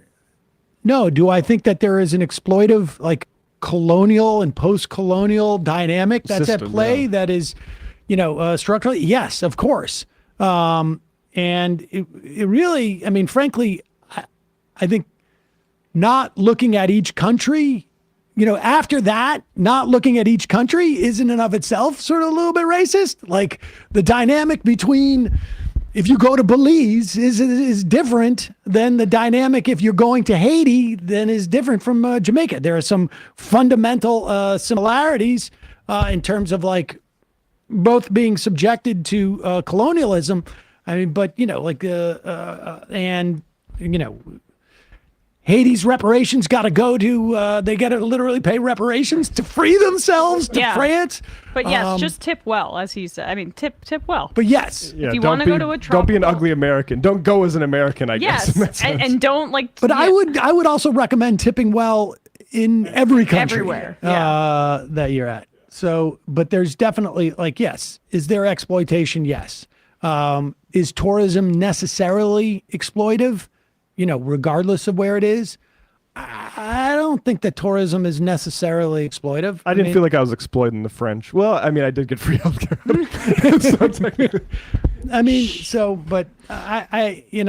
But beyond that, I'm not sure I fully understood the question, to be honest. I think we've spent enough time on this. Thank you. Calling from a 510 area code. Who's this? Where are you calling from? Hello, this is me? Yes, it is you. Holy God, this is... No. Someone that excited and hung up on himself. Oh, sorry. All right. What was his area code again? 510. All right. Well, keep an eye out. See if it calls back in. Call from a 201 area code. Who's this? Where are you calling from? Hey, is this me? Yeah, it is you. What is going on? Hey, Sam. Sorry about that. I apologize. I'm a huge fan of your show and all you guys do. And there's something I've been meaning to ask for a while. Yep. Who's this? Where are you calling from? I apologize. Brian from Los Angeles? Brian from Los Angeles. What's on your mind? I actually was thinking I'll just ask this after the next mass shooting, which actually goes into the horrific mentality of this country. And that, specifically for you, Sam, as someone with children, how do you reconcile? For me, I've thought about moving out of the country with the young child. Between the mass shootings, the taking away of the rights. I apologize. I'm a little nervous. You're good. I just don't. When I speak about this online, there's, pardon me, there's subreddits of Americans leaving the country. Right. Literally just because of mass shootings, let alone the other things looking for, I'm not trans, I'm not, so I don't have to worry about that. But I have a kid that could be, you don't know. Right. And just the idea, arguing with people, even from leftists, statistically, they're more likely to get hit by lightning than a, mass shooting and stuff. It's just it just seems so bad faith or disingenuous, I mean, it's a scary environment to grow up in, and there's things about other countries that are definitely, frankly, alluring. It can cut both ways in some respects. They're not all better for trans kids. Well, that's that's for sure. And I think but things like gun violence, you'd be hard pressed to find a place that's worse than the U.S., at least in the Western Hemisphere. Maybe I wouldn't go. Maybe Honduras is more dangerous. And then I've known people who have moved to different European countries and have been it's crazy how. I go to the doctor. I got people who've gone over there and gotten pregnant, and it's just it's a different experience in terms of. It's not completely irrational. I mean, you may not want to be far from your family and this and that, and you want to be able to get set up there. But let me put it this way: it's not irrational to have the feelings that you're having. Yeah. It just, and it's really specifically mostly the gun issue, right? The ushering in of fascism and everything, to me, is undeniable. It's happening. But there's still fight there. The gun thing, I've almost I feel completely and utterly hopeless in this country. And, just the fact of not worrying about that. And, don't get me wrong. I have a good life here. I don't want to move. I don't want to. I resent that I have to even think about it. But I always hear, let me get, specifically from lefties, you're probably just a white guy in a suburb. You don't even have to worry. It's just no, there's gun violence in this country, and stop denying it. And it's frustrating to even have to argue with people denying how much of a problem it is. And Sam, I was kind of really interested in talking to you because, and I respect everybody's opinion on the show, but you're used to talking about this politically, but as someone who has a family, have you ever thought about this? I mean, you're inundated with this horrific story day in and day out. Sure, but I think I think yes. Do I worry about it? Of course. I've got a 17-year-old daughter who roams roams the city, but she roams the city. She goes on the subway. She's in a public school. My son's in a public school. I don't know that a public school is any more or less a target than a private school. It is. Listen, it's a fear. As a parent, you really like half of your energy is dedicated to managing your fears about what's going to happen to your kids, both on a daily basis in terms of safety and other things. I would say your fear is not irrational, and it's really just a question of how much can you really deal with it? It really becomes more of a personal thing. I don't know that there is a formula. Let's put it this way. I don't know that there is a formula where you say if 1 in 50 kids are subject to gun violence over the course of their first 15 years. I have no idea what the numbers are. Then I'm okay. But if it gets down to 1 in 30, then we're moving. I don't know if that's necessarily the way to do it. I think it really just is a question of what makes you feel if you feel like it is too much, then there's your answer. I don't think that there is a right or wrong answer to this, because it's horrific to have to live with this. There may be, other calculations that you make in terms of in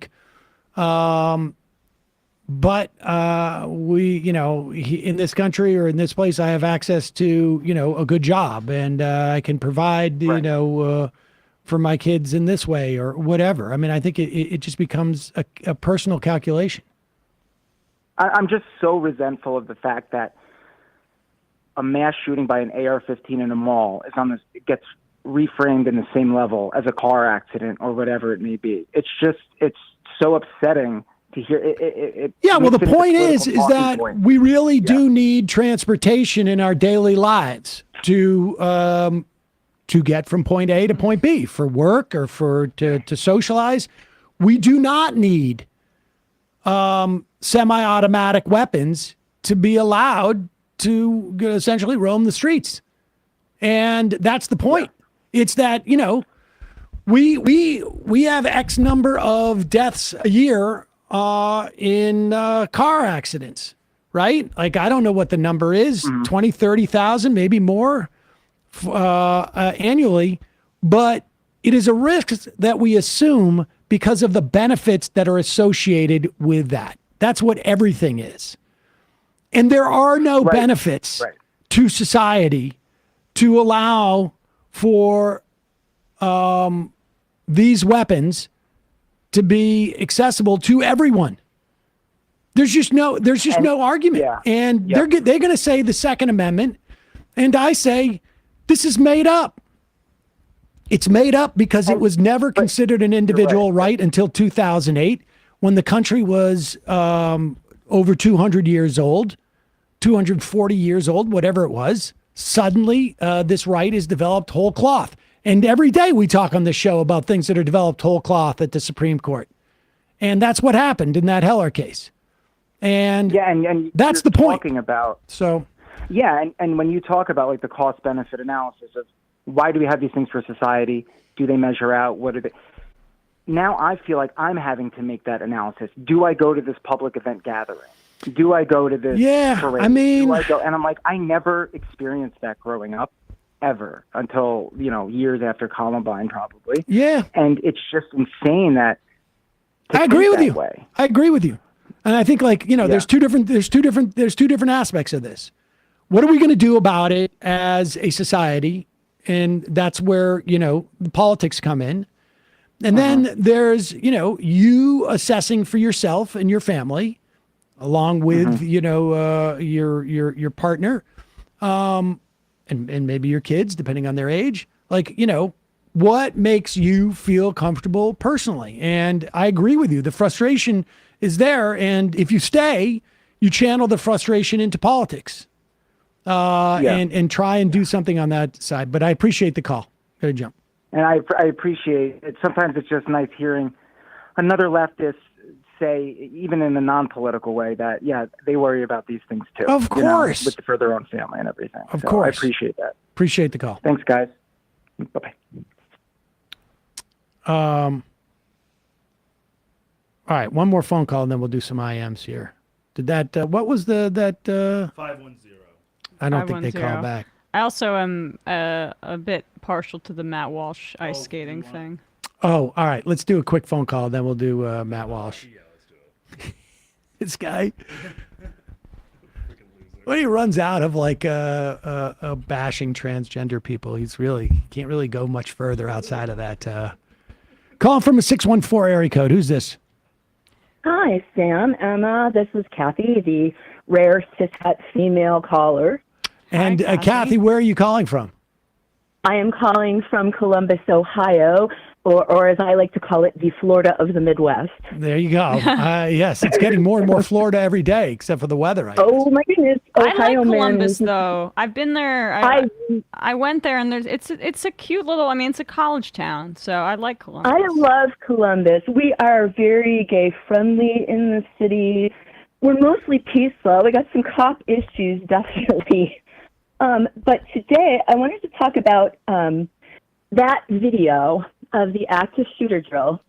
And I mean, I'm going to make this personal, like how it makes me feel, because I have an interesting situation, and that is that I have had multiple sclerosis for 35 years. And when I see something like that, and I realize I go out in public, I'm just a target. Yep. I'm a sitting target. I have no role in all of that. I can't fight. I can't hide. I can't run. So I think it's time maybe the world starts realizing there are people like me. Yeah, I'm sorry. I mean, I think in this country, and frankly, COVID was a good example of it too. There's just no, there is just no real. There is almost like a fundamental devaluing of people who are not totally able-bodied. It's ableism. And right. I have another condition because of MS called pseudobulbar affect. It makes me cry uncontrollably, which makes me an impossible person in the workplace. I'm sure you can imagine if Emma burst into tears every 5 minutes. Well, how fun that would be for everyone. I gotcha. Emma, you would never do that. I have never heard of that. That must be difficult. And and is it totally like a physical reaction, or do you have is there some type of emotional or is it just simply a physical reaction? Tiny little emotional triggers will cause me to sob uncontrollably, like that video. Oh, jeez. So, and I can't even do a phone job because this is what my voice sounds like. I'm not exactly like, hello, customer service. Right. So, I mean, and I constantly have people telling me I should have some kind of job because I'm on a private disability, thank God, not public, which I would take if they give it to me, but I didn't work under Social Security. I worked under state retirement. So, it's hard because I still walk, but I don't run and I can't lift. And the crying just makes me completely socially unacceptable, aside from the point that it's humiliating to me. It's personally humiliating to be in the grocery store crying. Right. Over nothing. Because I can't reach something or because I have never heard about that. I am sorry. That must be rare. incredibly It happens to difficult. It happens to stroke victims. It happens to traumatic brain injury. It's I'll give you the name again. It's called pseudobulbar, which makes it sound like it's fake, not fake. Pseudobulbar affect. No, That's what it's called, PBA. I'm so sorry. I mean, it's just It is incredible. I mean, there's this just devaluing of so many different kinds of people's humanity, and we're hitting. That's what I wish I could be, is just a human being that maybe needs some help, you know? I mean, I feel that way in regard to the Jordan Neely story too. I mean, that's the kind of thing that you have to understand that people have conditions which, like, you know, treat people with compassion. It's not that difficult. Even my own father didn't believe I don't have control of it. So, and I got to give my husband credit. Even though this is my most interesting fact about my life, my husband's a MAGA.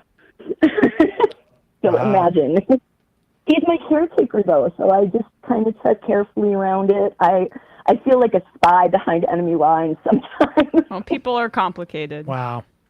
Yeah. Well, listen, I appreciate your, making us aware of that. I doubt anybody watched that video, or I certainly didn't. It didn't occur to me that, like, wait a second, why isn't there anybody in there who doesn't have the ability to sort of, like, react in the way that they're telling you is the way that you're going to save your life in that situation?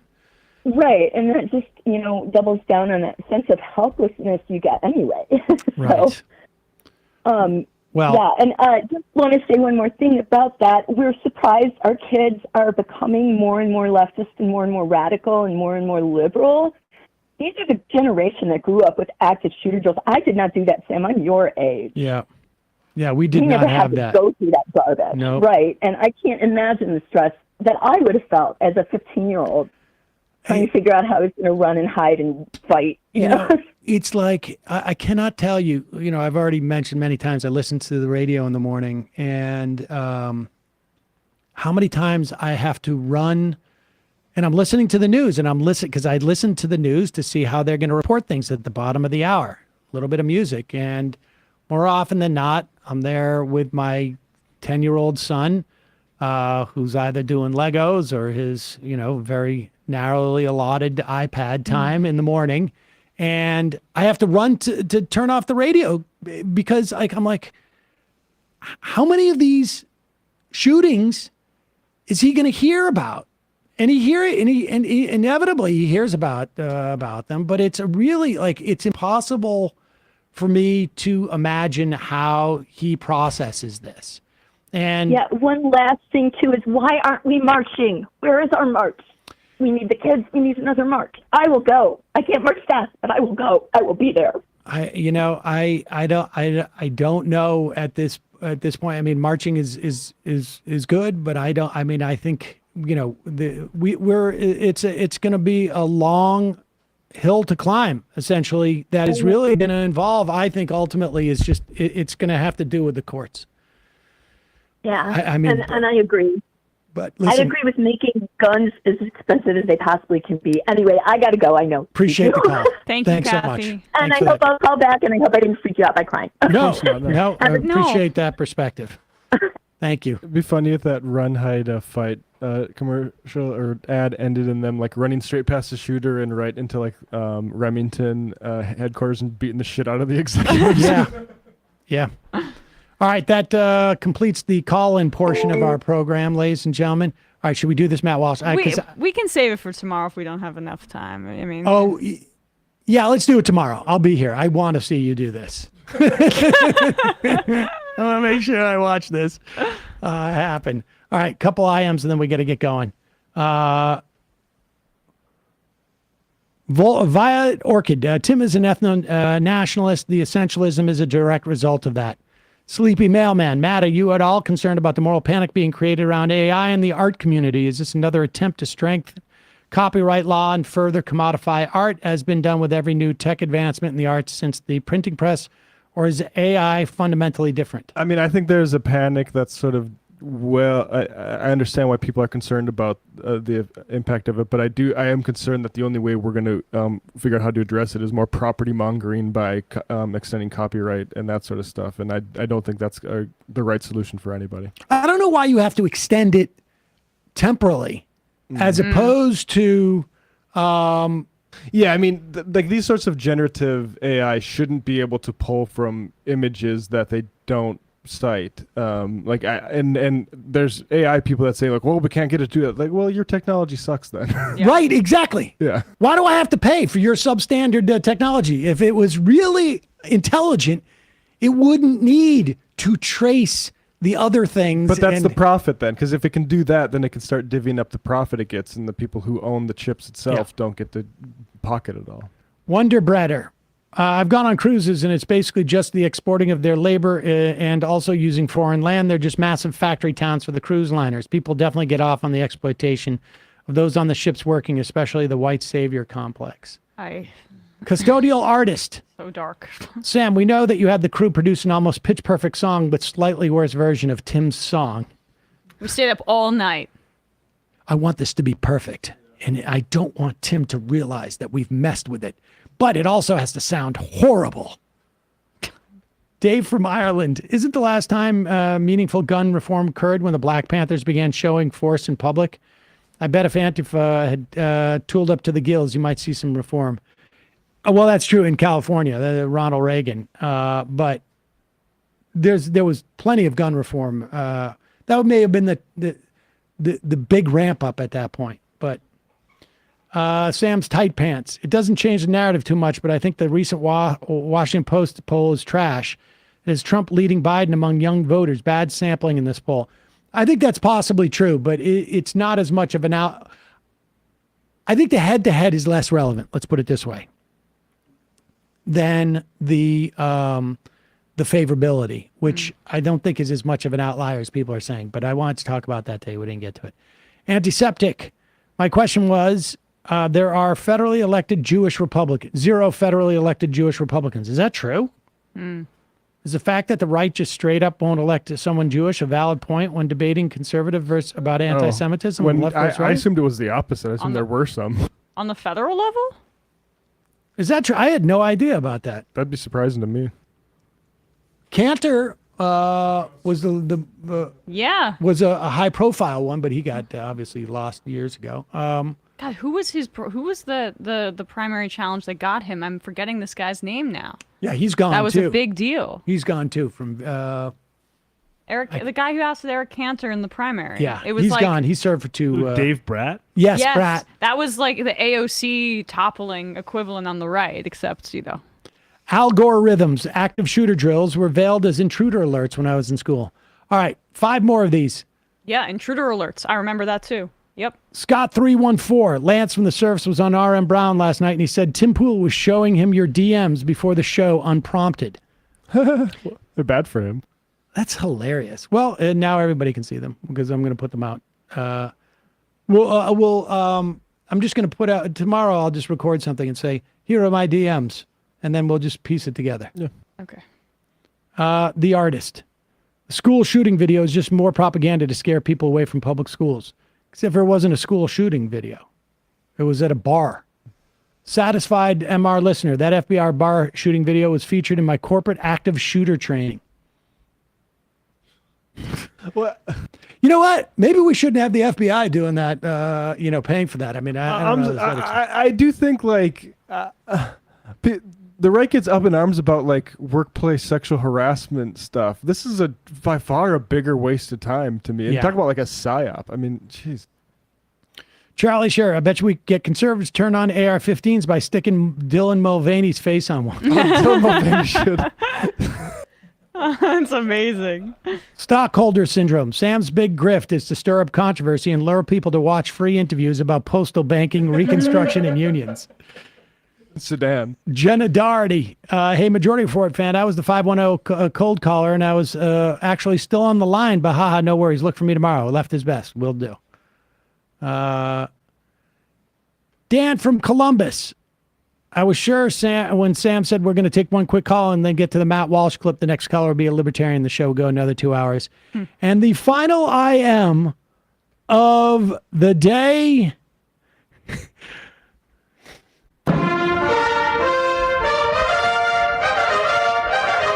Tommaso 7. George Santos is Jew-ish. Nailed it. There you go. Bradley, Matt, Emma, great job today. See you folks tomorrow. It might take all the strength I got to get to where I want, but I know somehow I'm gonna get there. I wasn't looking when I just got caught between the truth and the light bar, but finding out won't make me feel any better. Yeah, I know the clock is ticking, but the meds are gonna kick in, and my pilot light shining bright. I get somewhere the choice was made, for the option where you don't get paid, for the road that bends before it finally breaks you. I guess somehow I lost my drive,